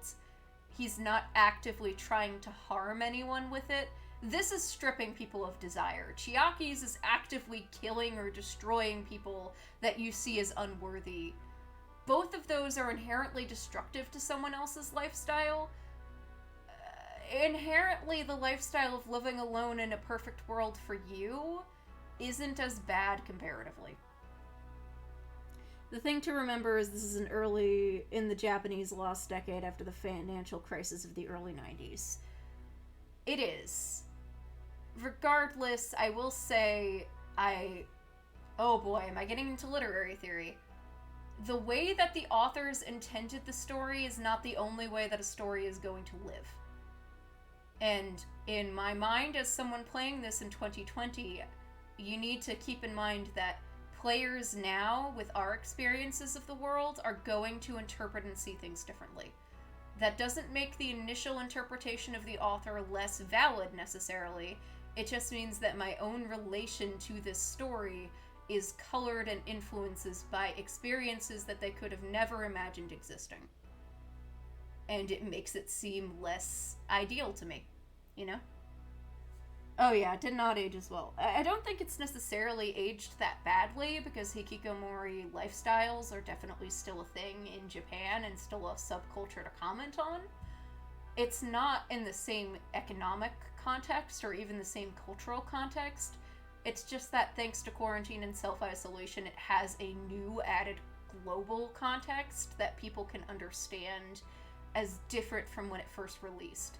And probably in 10 years, it will mean something different to people in America or Japan than it did when it was written too. And that doesn't make its initial reaction any less important. It's just that we're going to see things differently. A good narrative can be referenced in many contexts and many times. It's hard to explain nuanced opinions over quick text. Oh yeah, no, it's very hard to do that. I have the advantage here over chat, honestly, because I can speak my mind, and that's generally faster as a means of communication. But I do agree with E4C. I don't think it's a bad narrative, necessarily. I think that it is well placed in that you can look at it through different contextual lenses, and it can mean something very different in 2021, but it doesn't lose its meaning anymore. It still has something to say about society, even if the society that it was written for is different now, which is sick. It's really cool. I was wrong to think that you would understand my ideal. I mean, personally, I get it, but I disagree. It's just Beef's kind of a blunt man. It is now time for us to part. You have a lovely rest of your day. I'm gonna go get my world back. It's a well-written game, probably your favorite SMT. That's good. There are some gameplay aspects that haven't aged as well as the story for me. I do like it. I've liked all the SMT games I've played, though, and I haven't played all of them, so I don't know if I can, like, give you a proper ranking, necessarily. I will not feel at ease until all this is over. Do you not sense something wicked in the air? Someone is scheming to ignite the ember that still glows within the remains of Gozu Tenno. Oh, okay. I'll go check that out. I must not falter while others strive to establish their foolish reasons. It is I who will create the new world. No, not if I have anything to say about it. What SMT games have I played? 3, 4, and 4 Apocalypse are the ones that I've played personally and not just watched a playthrough of. I've played all the Personas, though, and all of them are quite enjoyable. Haven't had access to a lot of the earlier ones. Some of them haven't been translated. Some of them I just can't get a hold of. A lot of the DS games are hard to get a hold of because they're rarer and kind of expensive. One of these days I'll go get them, but the last few years most of my budget for rarer older games has been given to Fire Emblem instead. But now that I've gotten all of those, I might actually gather some of the earlier Shin Megami Tenseis. Ayo, did I just start? Hi, Dan. No, we've been at this for like an hour, sorry. MT, you have a fan-translated ROM. The original Shin Megami Tensei has only one translated into English version at all that was official, and it was on iOS, but it's no longer supported by iOS, so if you didn't buy it back on an older iPad years ago, you can't get it now. The only official English translation. Because they don't support it anymore. Atlas, please support it again. I don't mind iOS ports that much, especially for RPGs or visual novels. It doesn't hurt that bad. Oh, hey, Dan! We need Kokori emotes. Well, Dusty, you heard the demand. We are about to get a Lamers emote, so I will have that added in for Friday. I hope you look forward to it. For now, you can have beef, and thank you for the subscription, Dan. Stares aggressively at your obscure DS games that no one cares about, but they're special to you. There's like, is it the Digital Devil Saga games that are one of the spin-off games that plays more like Fire Emblem is on the DS that I don't own, but I think I can get it on 3DS's eShop. I can't really stream it off the 3DS though. Devil Survivor, yes, that one. I've seen Dan play that. Chat, if anyone knows these games, please talk to me. Hotel Dusk and Last Window. You gave me a copy of Hotel Dusk in high school. I don't know if you remember that, Dusty. Okay, I want to save. I'm gonna assume that Chiaki is the one trying to wake up Gozu Tenno, and we've been over why we don't like her philosophy already today. You did. It is a good game. I agree. Oh, and Ghost Trick. Yes, you have recommended that I stream Ghost Trick at some point. Which I should. I'll probably have to figure out emulation for that, because I do not have access to a DS or 3DS capture card, as much as I'd like to, because I have way more DS and 3DS games than any human being really realistically should. And I love those consoles with all of my heart.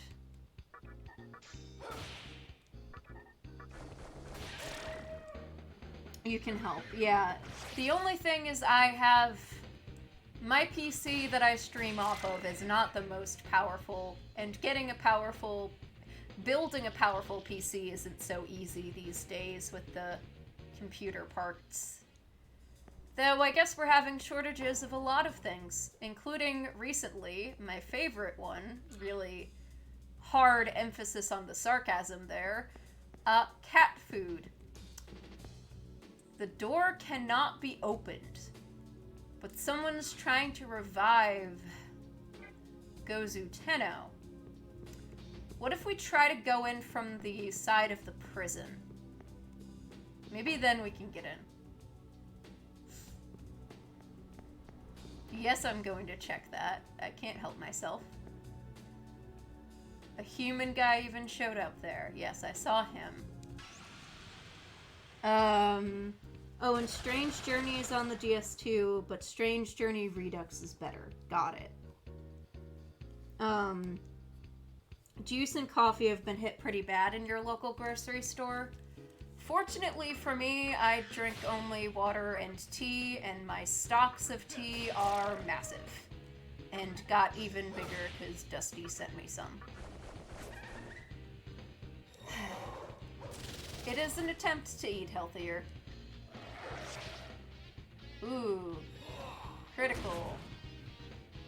You have enough tea for the apocalypse? You can't ferment tea or water. Yeah, well, we have different desires out of our beverages, then. I am not particularly interested in fermentation as a means of enhancing my flavor.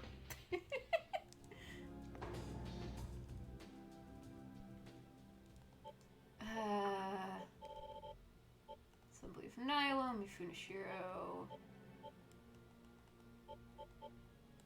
Prison. We're gonna try to enter from the other side, then. Let's see if this'll work. Purity, is fermented black tea. True. Different kind of fermentation. Yeah, I know what you mean. It really depends on what you need out of it. My frustration has been that my cat has very picky tastes. Jax only likes Science Diet and Royal Canin. Yes, I absolutely probably spend more on cat food than human food. But aside from that, it's been very hard to get him food. So, that's fun. I need to go to the other side of Ikebukuro. Oh, I was just gonna check over here real quick. You know Futomimi, the mannequin leader who was held here, I believe he can pick a future. Look like he's at Mifune Shiro now. I wonder if he could tell my future. Probably. He could tell everyone's future if he wanted to. But he's busy praying in a land that I'm not allowed inside. And I'm going to be respectful of that desire. So, hold on. If I use the item that lets me float, does that work in the overworld? I'm gonna explore some things while I'm out here. Yeah! Okay, I'm gonna go get that cash cube. But I can get there this way too. Well, then this works. This file have been opening for over 15 minutes. Oh, F. My apologies, Dusty.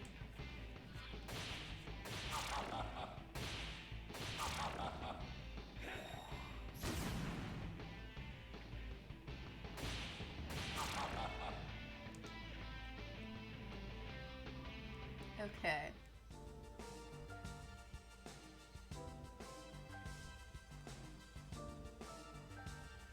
Shoot. Why'd I have to be so stingy? I should have bought a couple of float balls. You're stuck. Soma droplet. Okay, acceptable. I used up a lot of my items in the obelisk, though we are slowly restoring my stocks.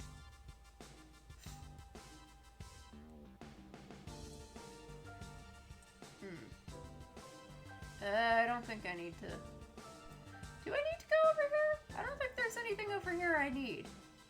Nah, I'm good. I'm gonna go back up and see about entering through this entrance. If not, I'll just go east, like a normal person.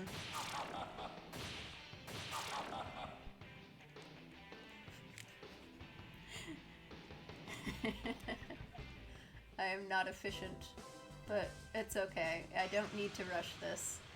Lord knows I haven't been rushing a lot of the playthroughs on this channel through. Stares at...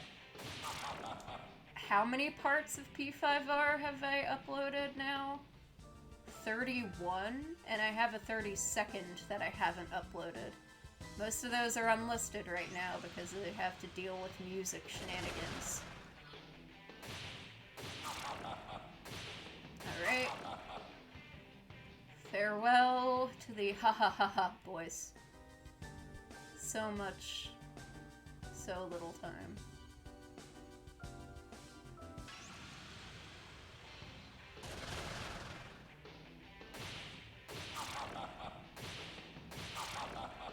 To be fair, P5R is a large game with a heavy story focus. Also, well, you've seen how I tend to stream. We just start chatting about philosophy and literary analysis. I know, very interesting.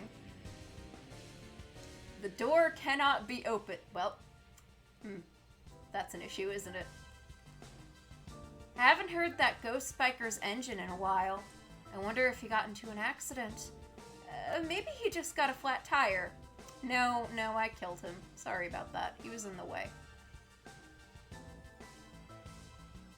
Saying that makes me feel like I'm on a frickin' Undertale genocide route. Weird. Yeah, I thought that might work.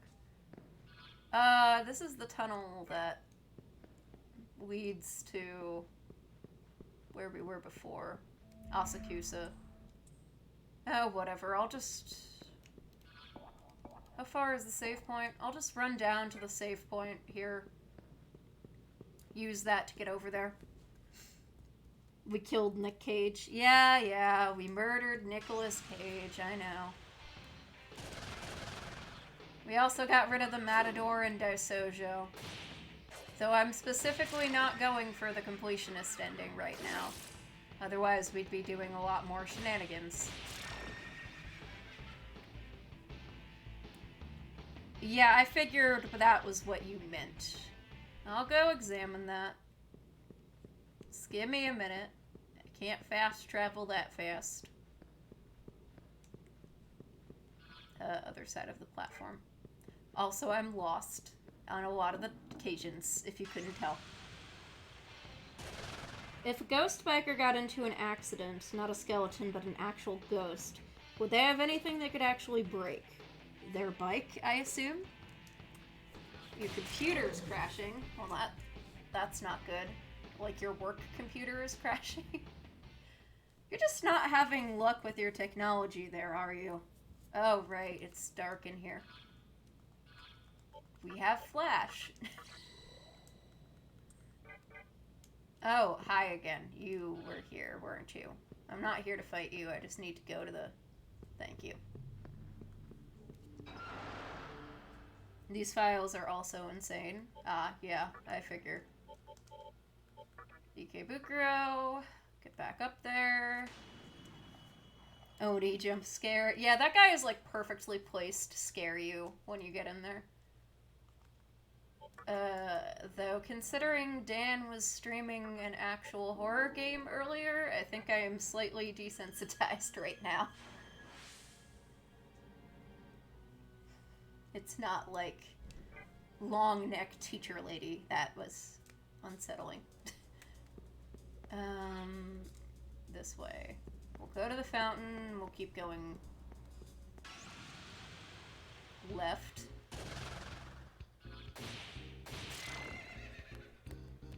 Come on, game.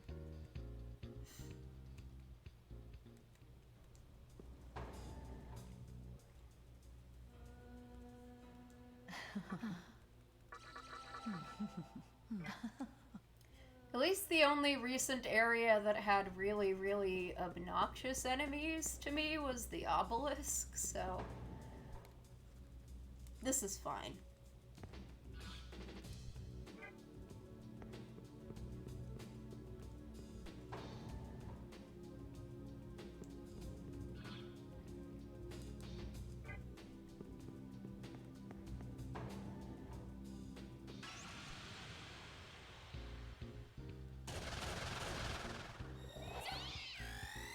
Oh, great. Thank you. Very much appreciated. Love it when that happens. You know, I don't feel like it right now. Funny thing about this game is that basically every area has... Oh yeah, I've been over that. I kind of wish that not every area had an encounter rate, if I'm being honest. I think it's a lot. I think I prefer the way 4 had some areas that you could, like, go and walk around and take a breather. Though I guess Asakusa has that, but it's confusing to me why they didn't do that with a couple other areas in this game. So which portion of East do we need to be at right now?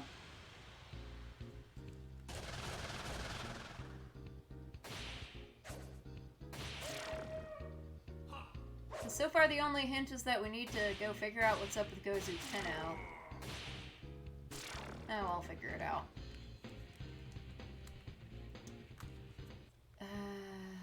Nothing down the East Hall. Might be on the...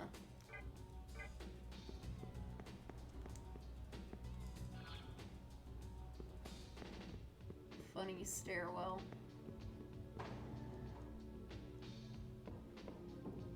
Probably just have to talk to people downstairs.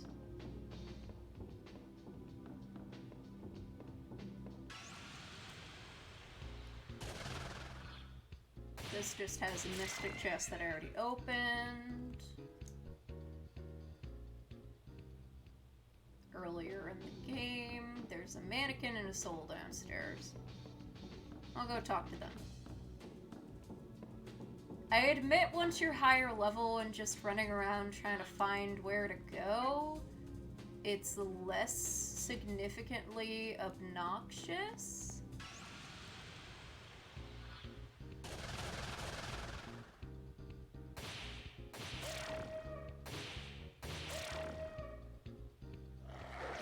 Yes, yes, chomp chomp.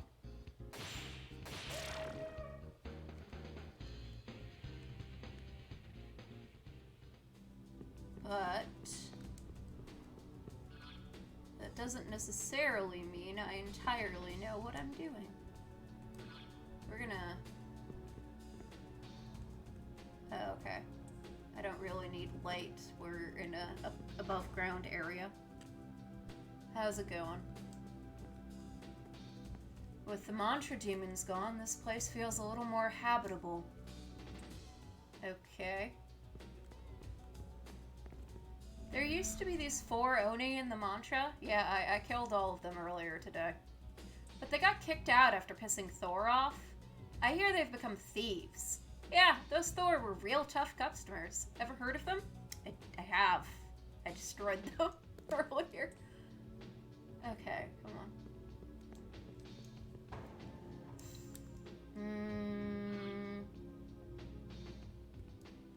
This is the only room I haven't been in over here. There's no one in this area. Maybe I need to go around west. If I can't find anything, I'll go check somewhere else.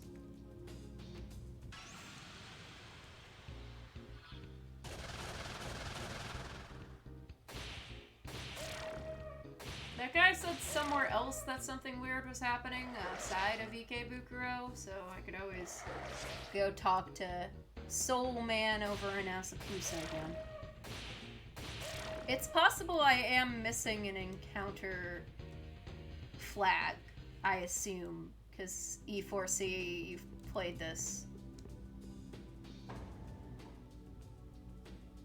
I'll have to try to run around and figure out where the encounter flag is.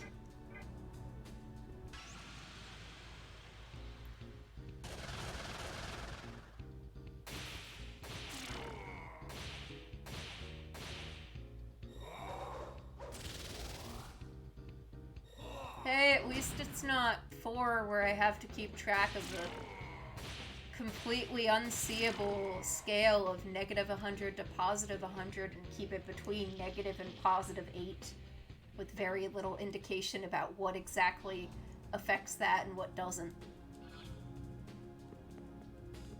Did you know? There's a rumor going around that Gozu Tenno will someday return. Okay. When? When, though? How about you? Yet another oppressive regime begins. Whose oppressive regime? What's going on, buddies?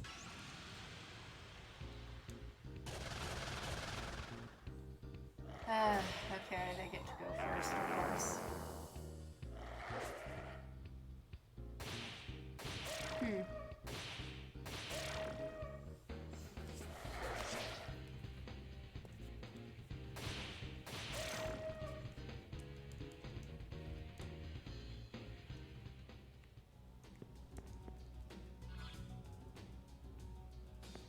Okay.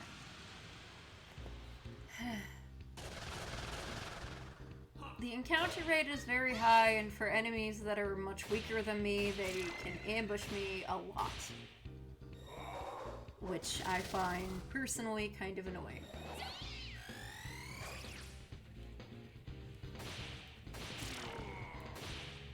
There is something to be said for games where you can control when you encounter enemies.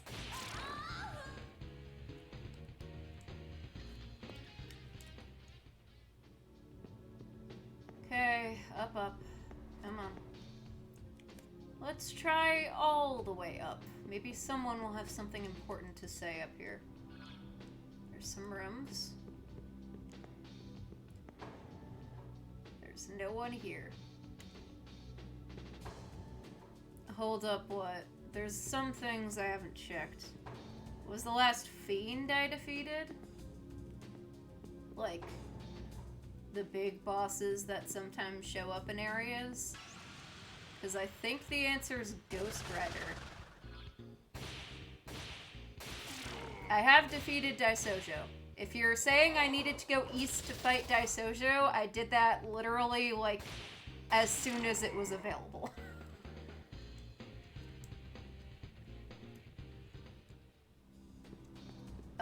Because I've done that. That's not the flag I'm missing. If it's not here, I can go check other areas and ask that one dude again. Because he told me to come here, he might tell me to go somewhere else. Of course you missed.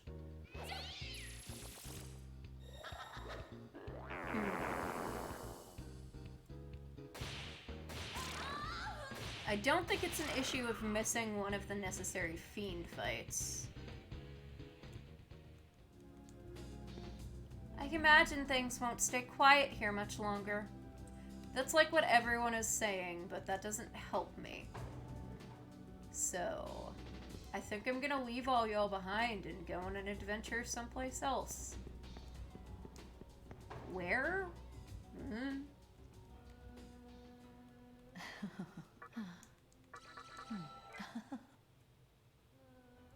Now you see what? I assume there's some sort of NPC to interact with over there. I skipped a whole boss. Where? How?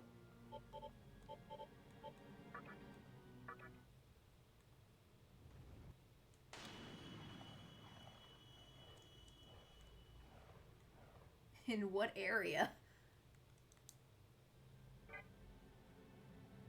Because I fought the one that was in Ikebukuro and the one that was outside on the highway. And obviously Matador, because you have to. And that reminds me of when you skipped a Pokemon gym. One park you take your pixie to at the... Is that where I need to go? Really? Why? Why exactly? I don't understand the backtracking in this game sometimes, I'm gonna be honest. Why is it there? The only thing that was there were fairies clogging up the construction site. Like, not even any of the main factions. How would I guess to go back here? Do I have to fight all the fiends? Because I'm not giving good old goat boy down there any of the menorahs, because that's a different ending requirement than what I want. I think. This is strange. I'm not gonna lie. Okay, great. We're in Shibuya. Let's get out of Shibuya. You don't need to fight all of them, but there's another random boss up here that... Okay. I have some questions about game design, but... Called it I did. Knew it before it even happened. The world being as routed as a tumbleweed. Don't surprise me one bit. But even now, people still won't listen to me. What if I were to tell you? This old noggin of mine can tune into broadcasts from Jupiter. Does that pique your interest? Yeah. Oh, so you believe. Then here's an even juicier nugget of wisdom. I don't know if I've done that. According to the legend, a demi-fiend of some kind is supposed to rise up and recreate the world. Wait a sec. You wouldn't be. You couldn't be. No. The old concave Earth guy, yeah. He doesn't realize that we are actually supposed to reshape the world. Is it bad that I don't remember all of the events I've done? I am sorry. I do try to keep track of things, but it's kind of hard with no, like... There is nowhere... I've been playing this over the course of a lot of weeks, you gotta understand. And there is no easy way to check progress. There's no, like, load the story so far. No, this is locked from the inside still, I'm afraid. These location names are kind of tough to distinguish for an English speaker. If I had ever been to Japan and Tokyo, it'd probably be really easy for me to remember whether I've been to Sakahagi or not. I don't know where that is. Oh wait, Sakahagi's a dude. Sakahagi isn't a place. Sakahagi is the face man. I have seen the face man. Listen, I've been playing this over the course of like 10, 11 weeks. It is kind of hard to keep track of everything because I don't have any means of checking, and this is my first playthrough. How do I get to the back entrance? The world is blocked off.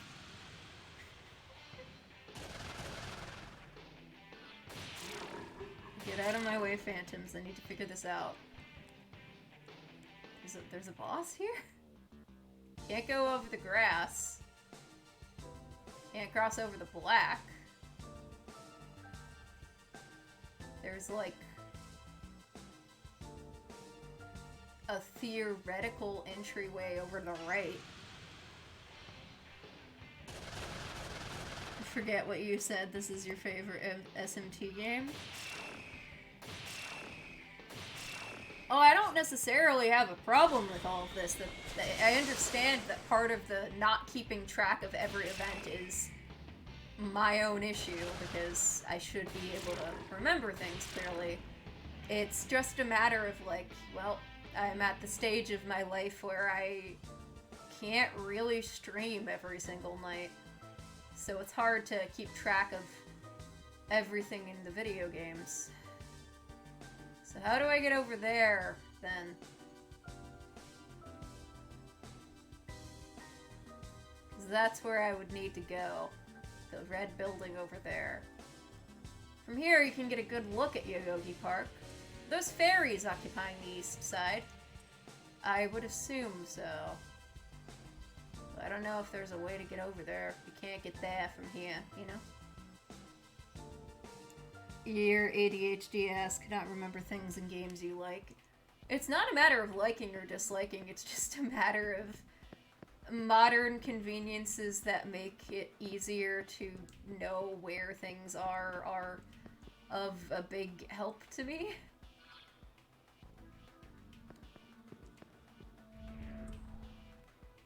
Can I call you boss?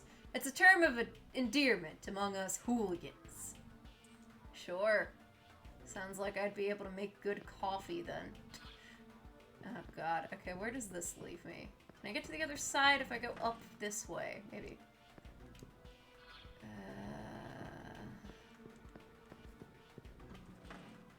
You need to go back to the tunnel. I was just there fighting a bunch of dudes. Like, after talking to the other guy, I need to go back to the tunnel. I'm being risky, I know. But I'm doing it anyway. What's in the tunnel aside from the Onis that I already killed? Because I've pretty thoroughly gone around down there.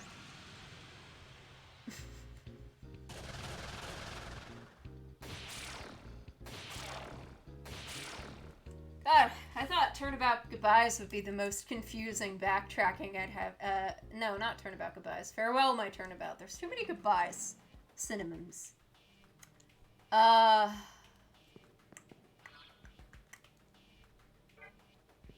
thought that would be, like, the most confusing backtracking I'd have to do this week, but apparently I was horribly mistaken. This is just rooms. There's no exits down here. So many turnabouts. There's a different... What? There's a what? From the Asakusa tunnel? There's another exit? What?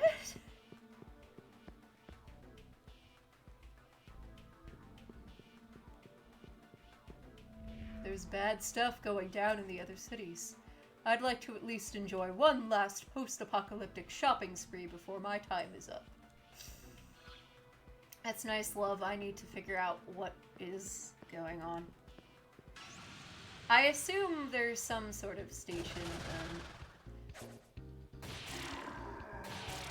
If I go cross over from the bridge, there's a couple doors that were blocked off earlier in the game. I could go check by the Assembly of Nihilo on that side and see if those station doors are open. I remember that being there.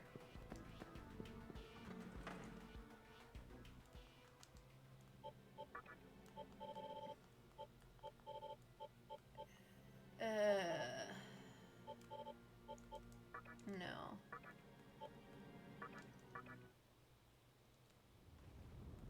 It's very hard to tell where I am, is all. Wait, I should have gone to Ginza. I'm an idiot. Okay, hold on.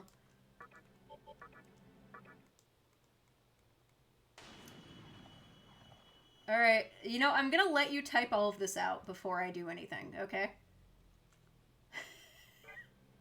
Not because I don't trust you necessarily, but because I don't know what is in Asakusa that I have missed. Unless I'm supposed to go talk to Hijiri after this.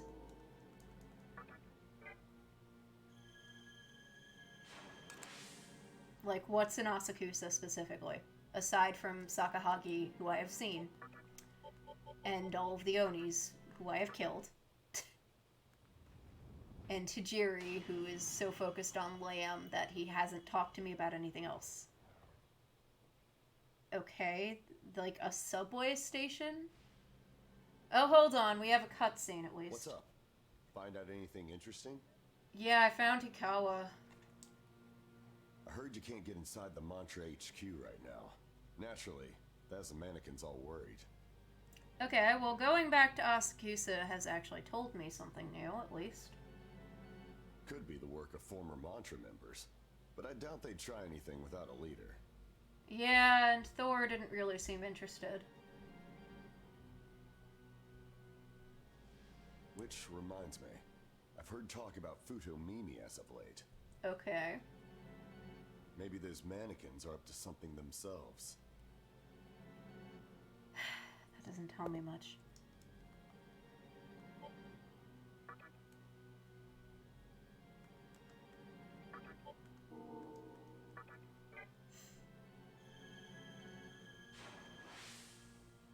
I have no idea how I would ever guess that, E4C.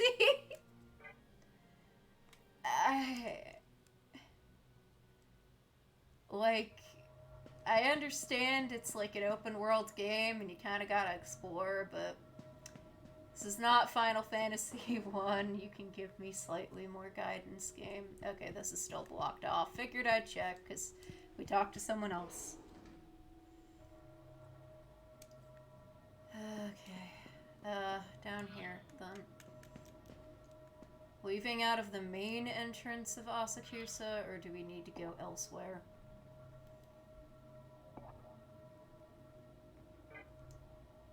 For now, I'll assume I need to go to the overworld that isn't their holy site. And not into Asakusa Station.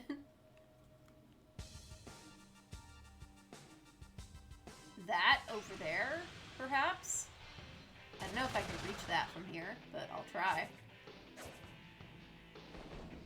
I don't remember if those are the names of the station that I approached before that were closed off, but...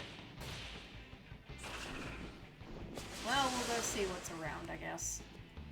Can't hurt.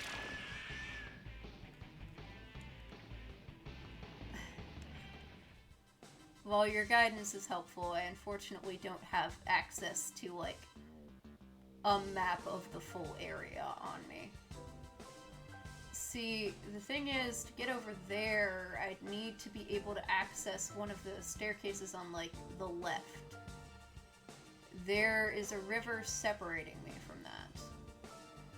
But I'm pretty sure I can get across one of those actual highways over towards that side of the map, but it's not from here. Yeah, I think I have an idea because I don't think there's anywhere inside of here that can get me up to the other side, if that makes sense. There's no way I can go out of Asakusa and be on this level vertically. But I think I have an idea. I'm gonna just wander. It's not the end of the world to wander. We can chat about socks and shit again. It'll be fine. I'll figure it out. I have an idea. Anyway. Which is always a great place to start. We're gonna save so that angels don't randomly kill us. Because that happened already once. Futomimi Shrine? I have spoken with him already earlier. Is there a secondary reason to speak with him? So he tells us about it? Okay, sure. I can go check if he's there. If he's not there, though, I'm going through the Ginza route because that's the only other place I can think of on the map that hasn't opened up. This game is I mean, I have been going back and forth to Asakusa 5 times trying to figure out where you mean to go. So, and it's not like you're not speaking plain English to me in your suggestions, so I would agree rather that this game is the thing that's confusing, because it gives you no clue of where the fuck to go. Also, I wouldn't fault it for having classic adventure game logic if it wasn't released in, what, 2004? 2005? We knew better than this in 2005. We knew better than this in the late 90s, frankly, in a lot of ways. Thank you, Atlas. Very cool. Which is to say, backtrack and rub everything on everything else. Yeah, I guess I'll check if Futomimi is here. If Futomimi isn't here, then the only other place I can think of that I wasn't able to get in was over across past the Great Underpass. There's a highway that I crossed over and accidentally fought some higher level enemies on, and there's some blocked off passageways over there. I think those might be the stations you were mentioning, because I think they were called stations, but the fact that they were closed meant they didn't really linger in my mind. But you are right, the not Hikawa, their names start with both H-I, and I am, like, not the greatest at these things. Anyway, no, Hijiri said that Futomimi was up to something, so maybe we need to talk to Futomimi. Maybe. If Futomimi isn't there, you'll eat your socks. We're really on socks tonight, aren't we? You do not have to eat your socks if Futomimi isn't there, E4C, and I do appreciate you trying to help. It's just very confusing. And all of my screens are currently taken up by running the game and chat. Don't remember if I need to go left or right, but left is beft, so we'll start here. Is this left? Is left beft? Down. Yeah, I think we're good. There's a save point here. Ominously quiet, too.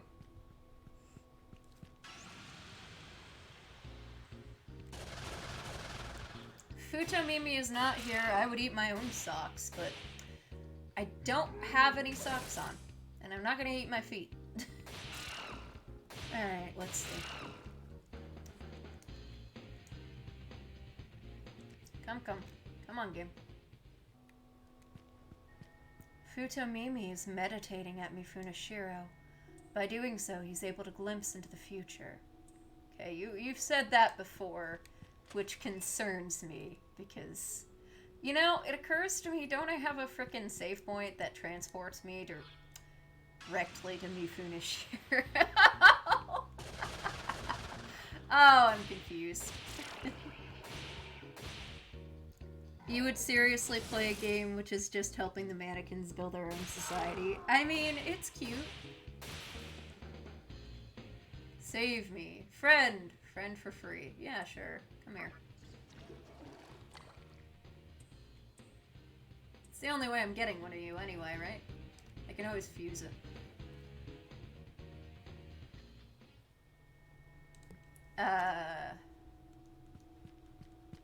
Yeah, well, I'm almost walked there now, so it's fine. It's literally right here. I noticed it like 5 steps away from Mifunashiro. Okay, the loading screen's... Okay, this is promising. There's people here. There's Futomimi is here. You don't need to eat your socks. I don't know how I would have guessed this, but he's here. Everyone, listen to me. What I am about to say is critical to our future. Okay. Each one of you has worked hard for our peace, ever since we escaped from the mantra. But another power is being born that can potentially bring our efforts to naught. Yes, it's happening in Yoyogi. Wow. Okay. This is the piece we were missing. This evil power will take form at Yoyogi Park. Okay. Right now, it is but a mere shadow. However, when it takes form, it will have enough power to change the face of the world. So go beat it up before then. This is ominous, and yes, your socks are safe for now.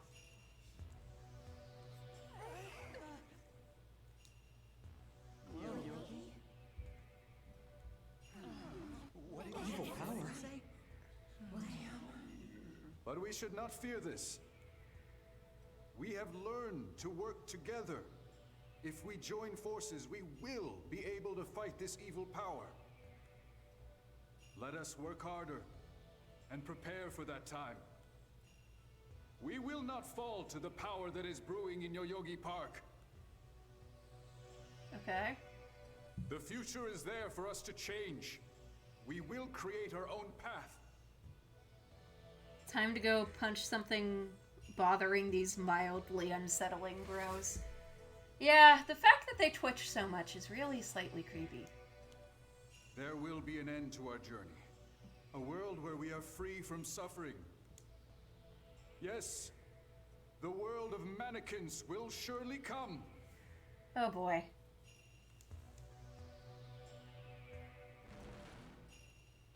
And he's gone.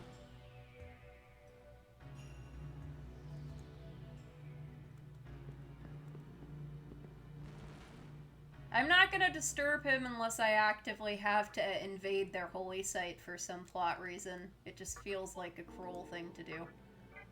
Okay, so, Yoyogi. There's a power brewing at Yoyogi. Question 1 of 2. +1 reason for us to take care of. Yeah. The world of mannequins would be a better option than the mantra or the Nihilo. Or do I need to go find the random mysterious things? What else is in Asakusa? I'm begging you. Because I don't think I can reach a different station from Asakusa. Unless there's another random hole in the underground that I'm missing. I don't know what it is. There's a path that was blocked? Do you mean underneath it? Why is it suddenly unblocked? I've not done anything. I've literally talked to 2 people. Why is... Oh, okay. Hi, Hijiri. I am stressed and confused, and I have no idea why this would be where to go. When they said to go to Yoyogi, but you can't go to east of Yoyogi, and somehow, despite the fact that we're on the other side of the world, this is gonna get me to Yoyogi?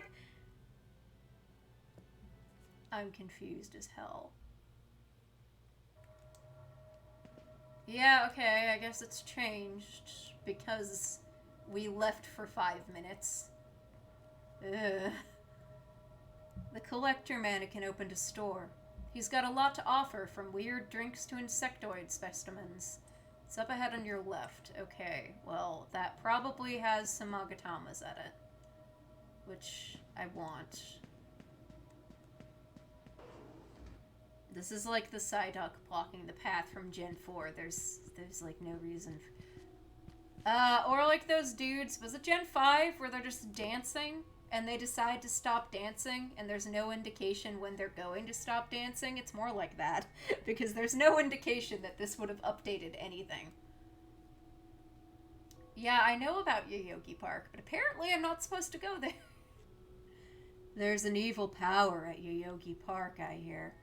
But we worked hard together to build this city. We'll beat down any evil power that comes our way. Okay. I do not enjoy this aspect of this game's design at all right now. That evil power, it's him. Definitely him. The fuck is him? Don't pronoun game this. There's so many hims.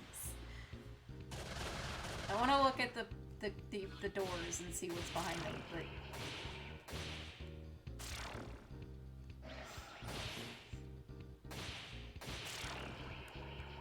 So, somehow this leads me back to going to where I need to go in Yoyogi? With the fairies? Well, there's a store, and there's another door. I assume this is collector shop. Oh. If you go south from the exit up ahead, you'll reach Yoshimo Station. There's a giant hole there. We call it the Asakusa Tunnel. A hole? What do you mean by that? What kind of hole are we talking about?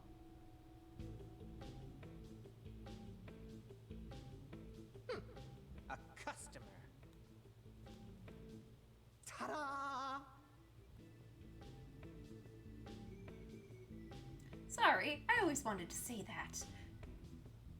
You remember me? I'm the mannequin that collects all sorts of junk. Finally opened my own shop. Does his crystal ball have a smiley face on it?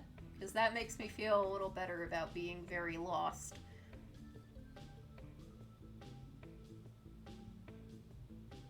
There will be a surprise party and a cake for me figuring out this path. Well, I expect it delivered to my home then, please. Will there be a picnic basket? God, I don't know. I don't know what there is going to be of reward to me that feels worth it. Okay, what do you have? Well.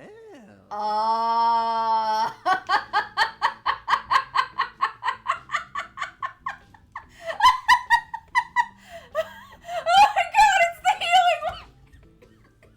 We need to come back here for this.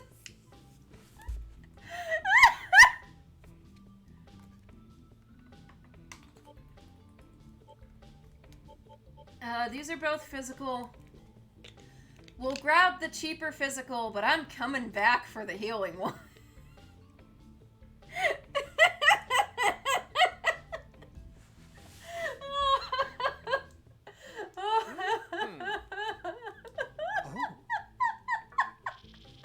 Oh, this is too freaking funny. I'll be back for the other thing, buddy. What do you want? Lucky ticket? Love lucky tickets. I'll do it. This is like when you put your own name in Yeltarune, and I know the worst part. What's the worst part? I'm laughing too much. I'm sorry. I can't help it. It's too funny. Oh, God. I want to check out all the stuff that's around here on our way over. I saw Sakahagi earlier. He went down the hall. Oh, okay. I guess we're doing this. Hold on. I think we need to talk to him. Probably not immediate. Oh, there's a save point. I might need to beat him up, actually. We'll see. That one is the one that has Meteor on. Okay, well, I'll get money. Don't worry about it. We'll be back here. There's no reason that we shouldn't be able to come down one tunnel in Asakusa in like 3 hours with 12,000 Maka and buy it. Well, 120,000 Maka and buy it, rather. Okay, so I assume that he's down here, and Sakahagi has, serial killer vibes?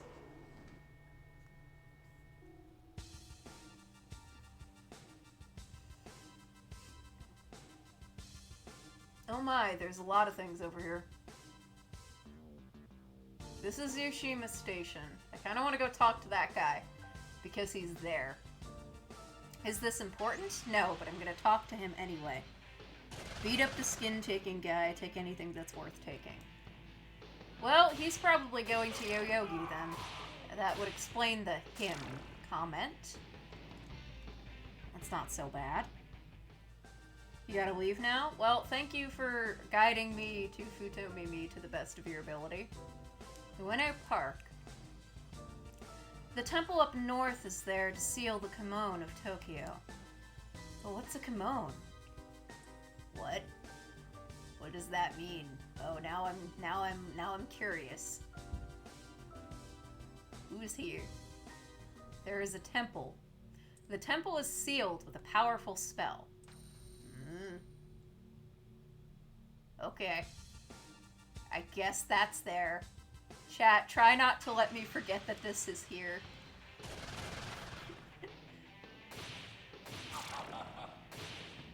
You were wondering when the skin suit guy would come into play? Yeah, I figure he's gonna be our enemy in Yoyogi Park then. I have no idea how I would have guessed to come here to get to Yoyogi Park. They sealed the temple wall, but what about the walls? Oh, thank God I frickin' block those with this Magatama. I am never gonna stop laughing about the Sophia one. That pleases me on a deep emotional level. Makes me giggle. I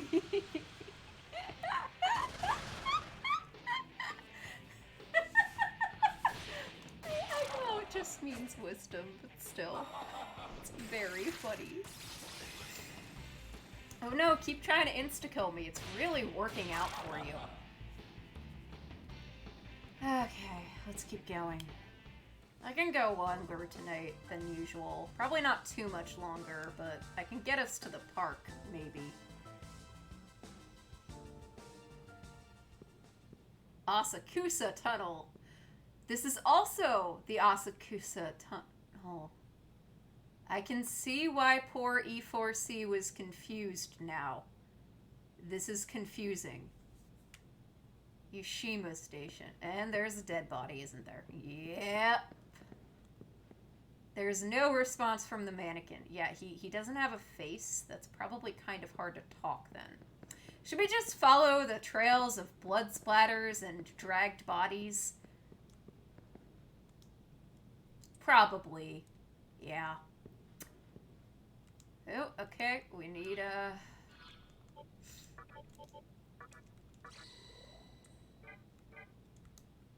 Where does the blood go?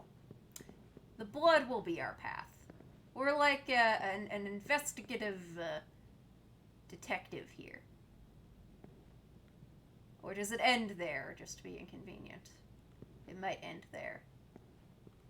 Okay, well, we've gone through underground tunnels before. It's not so bad. Let's try going right first, and then we can try left. If there's Onis, we could probably take them. This looks exactly like the other tunnel, with like the same assets, but in a different place. And with different enemies.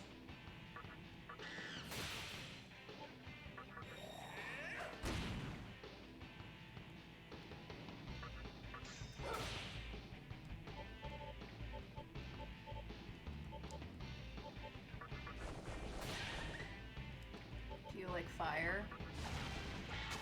No, I hate fire. Good to know for future reference. I hope there's a save point over here. That would be greatly appreciated. A way to get back and forth from here to a healing point, because it seems like the enemies are of particular strength. I should check the other side and make sure it's not over there. This isn't so bad. It's a lot of damage, but it's not a ton of them. They have counter, which I hate, but we've already been over that. It's just annoying and unpredictable and when it triggers, so it's not particularly helpful to the player. The fact that this just comes out of nowhere is way too funny. Follow the horror movie props. Yeah, I guess so.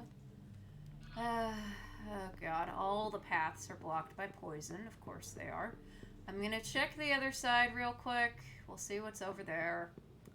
And if there's not anything over there that looks like a save point or something, we'll come back left, right, whatever.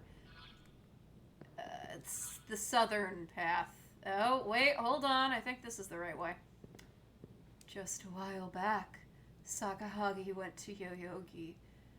Thank goodness it was dark.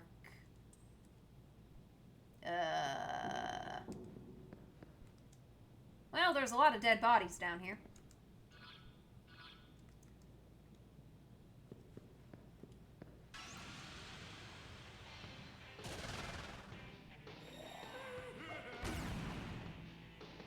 God, you critted twice. Twice. That's not fun. How dare you? I don't get to crit twice.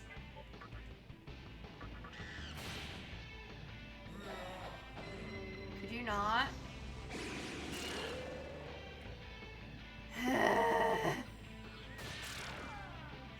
Okay, sure. Mudun, my favorite. I love that spell. It's super fun and enjoyable and not just a waste of items.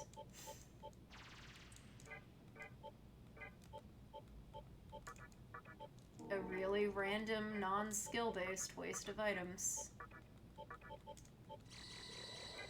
The only way to skillfully avoid Mudoon is if you specifically go into the game and only use things that block it. Oh god, okay, I have no idea where the save point is, and I didn't bring that many light balls. No, I didn't bring that many float balls. Okay, well, we'll figure it out. We'll set things up at the beginning so we have time. I have 5 of them, but 5 isn't a ton.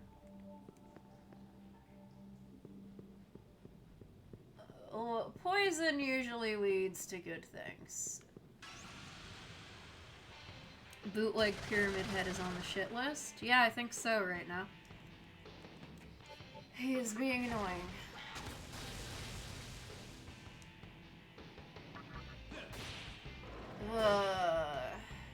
Okay. So everything here so far has either counter or Mudoon.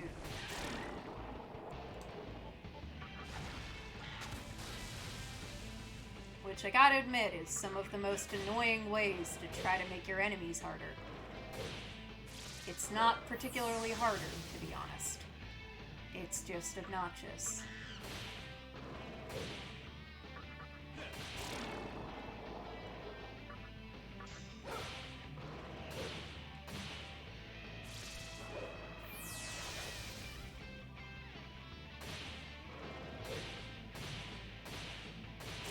It would also be appreciated if I could figure out how to make a healer, like a better healer. But the only one who has any skills that are better than Media is Demi-Fiend. Because he has Dairon. And as we've been over with the Reaper battle earlier this week, Dairon is good. You should use it. Oh, lordy. Okay.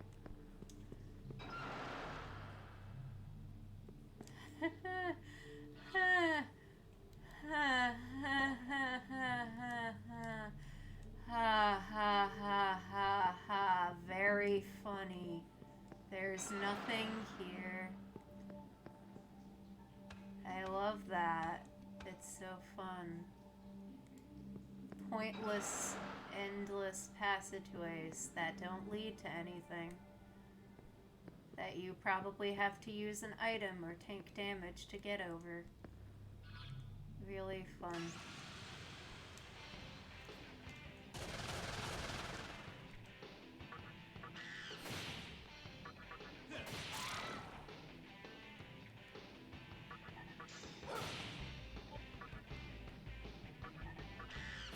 Ugh, I wish he would die.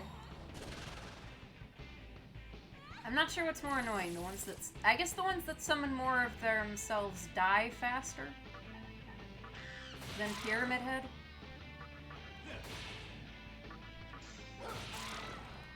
Pyramid Head just tries to kill me.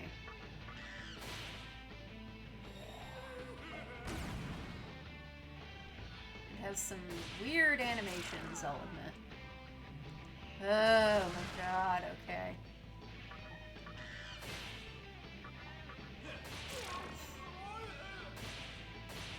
We'll be here a while, chat, I think. If this place is full of pointless dead ends and enemies. Okay, well, I'll figure it out. I don't know if we'll get to the boss fight in Yoyogi Park at the end of this, because I am getting a little bit tired.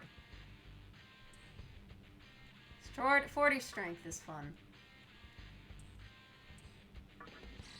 Your party fully recovered. Well, that's good. This is a good Magatama we have on here. Also, for the record, I'm pretty sure the max level in this game is way higher than 99. Alright, let's see what's behind door number 2. Okay, it's an actual hallway. Will it lead anywhere? I don't know. Well, at least there's items here, I guess. At least there's mimics here, I guess. Of course they're mimics.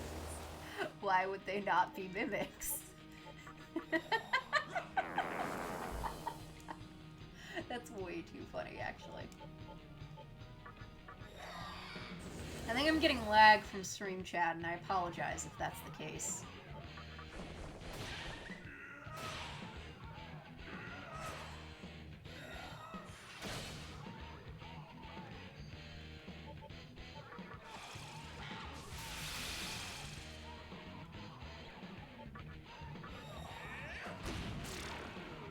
Can't retaliate if you die.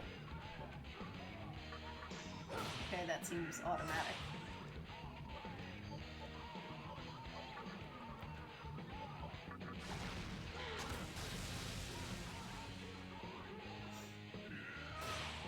The free healing was appreciated, I'll admit.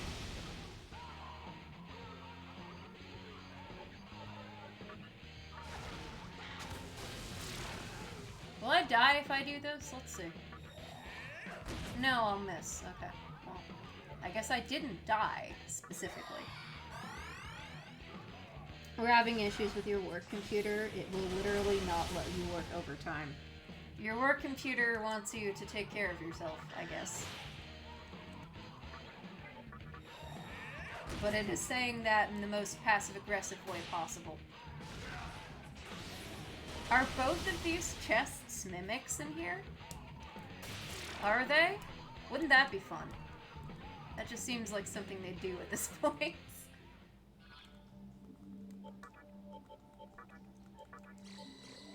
It's empty. Let's see. Well, that one had a Soma droplet for my troubles, I guess. Let's see, there's another one in the corner. Is it a mimic? It's a trap. The party took damage. No, well, it's not a... It muted all of us, I guess. That's not great. I don't have that many dismutes. Computer, I'm leaving early tomorrow, please. It was crashing and my boss is telling me, like, holy shit, send a ticket and call it a night. I think you should call it a night then. Sometimes technology causes problems and there's not much we can do, even if we have plans to help out with overtime or something. Sorry, friendo. That kind of sucks still. Could always watch something after this if you want, if it doesn't take me like 5 hours to find a save point. Well, yeah, that was a room that existed. I mean, at least it was something and not a nothing room with nothing inside of it. Oh boy, the enemies get to go first. My favorite kind of battle. No.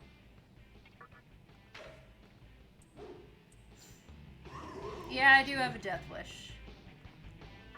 Your death, specifically, to be honest. I hope you don't mind. But first, the healers on your party's deaths. You gotta run to the grocery store? Well, you should go get grocery store things, then.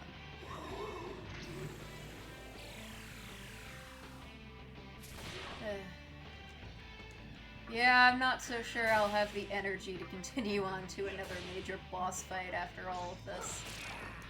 Though, I have no idea where the save point is, so we'll see.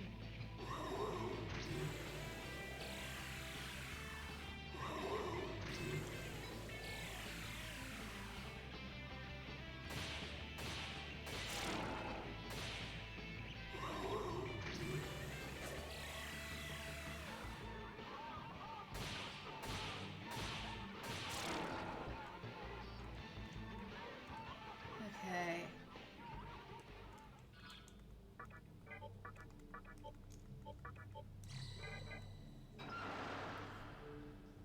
It's okay. Don't apologize for having to go to the grocery store, dude. Reminds you of randomly generated dungeons where this room is always as empty as an option. So horrific luck you could have your party just wander around a completely empty maze in a tabletop game. God. At least put, like, something in there.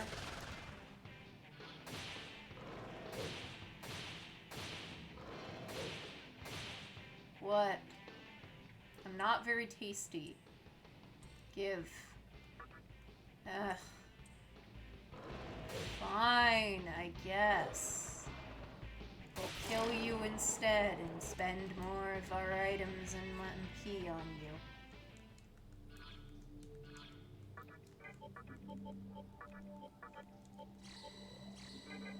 You should absolutely go shopping then, Dusty. Randomly generated tabletop dungeons with, like, nothing in them seems like an oversight, honestly. Is this the exit? Somehow. I feel like there's a lot of that area I missed that we're gonna probably want to go back to, but I can always go back to it later. A vicious-looking mannequin passed by a short while back. After that, a female human came following behind. Yeah, of course she would hang out with him. Strange, because it's usually so empty here. Why am I not surprised Chiaki is following the fucking serial killer around? I should be surprised by that. It normally shouldn't be possible, but if you roll poorly enough on every single room. I feel like at some point the DM should just try to improv in that situation. Your improv doesn't have to be good, but if the dice are giving you nothing at all, then maybe it's for the best that you just say that there's something in the room. It doesn't have to be a lot of something, it could just be like a healing potion or something, but at least it's something. You know? I don't know. Maybe that's just my style, but I feel like there's some level of discretion you've got to have where it's like, okay, this random number generator table is being ridiculous at this point and no one's having fun. You know? Let's see where we are. Yeah, I'm pretty sure this is the place they mentioned earlier. There's... we're here.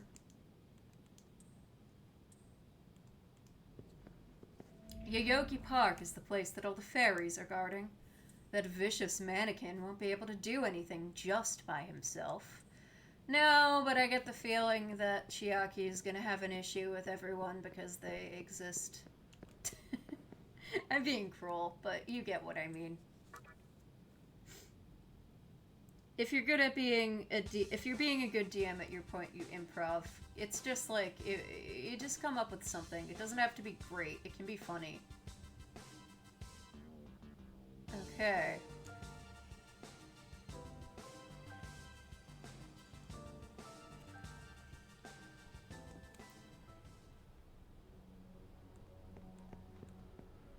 Mayday! Mayday! Everyone here's been brainwashed! What? Can you extrapolate, please? You can't just say that. A vicious-looking mannequin walked into the construction site. He locked the door, too, so the fairies that were outside are in a panic. Oh dear. It's kind of cute that you're a happy little couple of souls over there. Hey there. Dang. Sakahagi put everyone under a spell and slipped inside the premises. Can't believe he did that so effortlessly. Oh dear. The door is locked. Well, you know what my favorite part about this is, chat? I still have found 0 save points. Am I stupid? I might be slightly stupid. This place has a healing sign on it. That's not a save point, though. Oh, you're not who I was expecting. Nice to see you. I had a feeling you'd be here. Oh, cool. One of your worst fears. Why does that keep coming up? I'm sorry. Alright, well, I assumed that it would be Chiaki and that she'd have some weird shit to say. Why are you with the serial killer? I assume you know the reason so many have gathered here. No. In this park lies a power that can change the world. While I have the chance, let me apologize for disappearing right after you rescued me. You can thank my goddess for that. Sometimes she just does as she pleases. Thanks to Hikawa and his obelisk, I ended up losing most of my power. I figured as much. I'm a little disturbed by the fact that the face-ripping mannequin serial killer is the one that can brainwash people.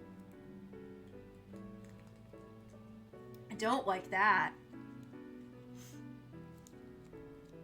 Imagine being this lady, seeing a serial killer with a suit made of human faces and going with it. Horrifying, yeah. But on the bright side, I now have a goddess to protect me. Yes, every cloud has its silver lining. As for Hikawa, I will never let him use me again. And I won't let him be the one to shape the new world. What he envisions is a world where the thread of time is spun unerringly, without change. Yes, that's kind of a good way to put it. You can't call that a world. It's just wasted space, totally devoid of power. I'm scared. What do you mean by power? To restrain our unborn world like that would be a travesty. As the one responsible for the destruction of the old world, it is my duty to shape the new one. No, sorry. Not automatically. The world cannot remain in a state of chaos, nor can it fall prey to Hikawa's ambitions. That I agree with. But as it stands, there's not much I can do. Even though my goddess has spoken to me, she has yet to reveal her reason. Then what's your reason? I feel like not having a reason is a bad idea.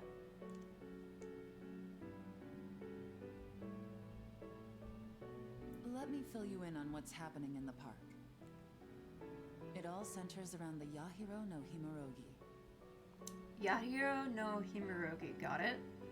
It's a stone that's filled with an enormous amount of Magatsuhi. It grants its possessor tremendous power. Word spread that the stone is somewhere in Yoyogi Park, and now everyone is trying to claim it for their own. Okay. I'm not interested in Magatsuhi, but the stone is rumored to have the power to control even gods. I don't like that. I really don't like that. I don't want to do that. Once I have that power, I'll be worthy of receiving my goddess's reason. Will you be worthy of it? Or will you be forcing her to tell you it? However, the stone is currently in someone's possession.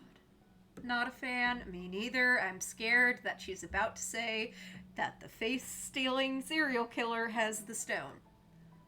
I'm not sure who, but I can sense a terrible power emanating from them. It's probably Sakahagi, isn't it? Their power is so strong that I wouldn't stand a chance against it. And you want me to take care of this? I'm deep in the stone, though. But I think you would. If I promise to give you the Magatsuhi contained inside, will you get the Yahiro no Himorogi for me?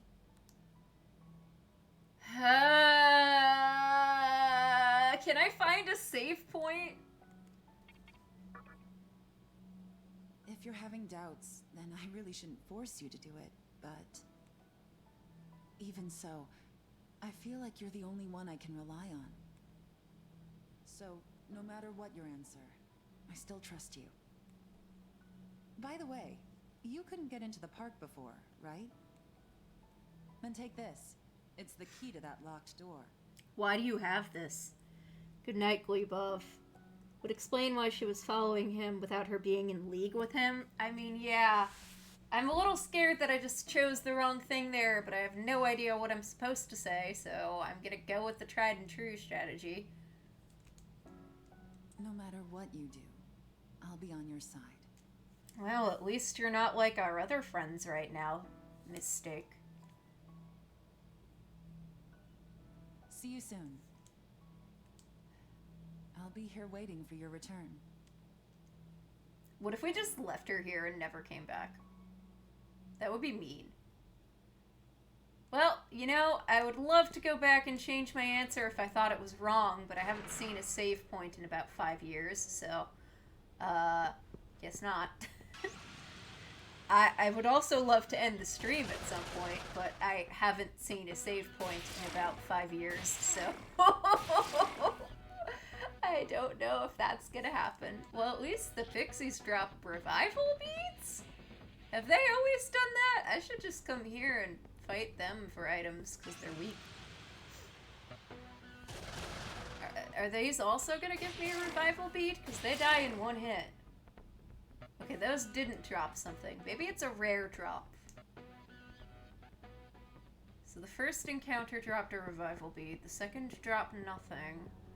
Is there a save point?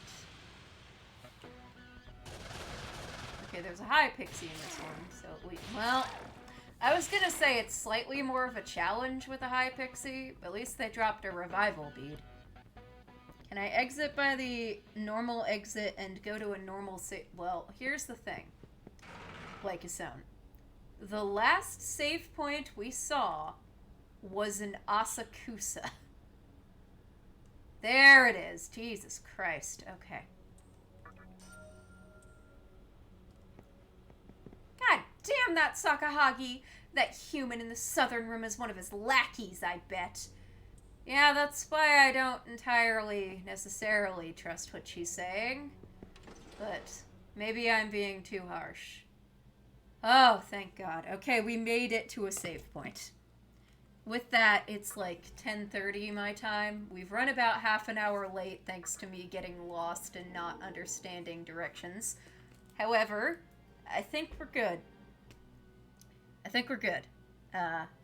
So, I think I'm going to call it for the night. I'll see you on Friday with Ace Attorney and Saturday with Persona stuff.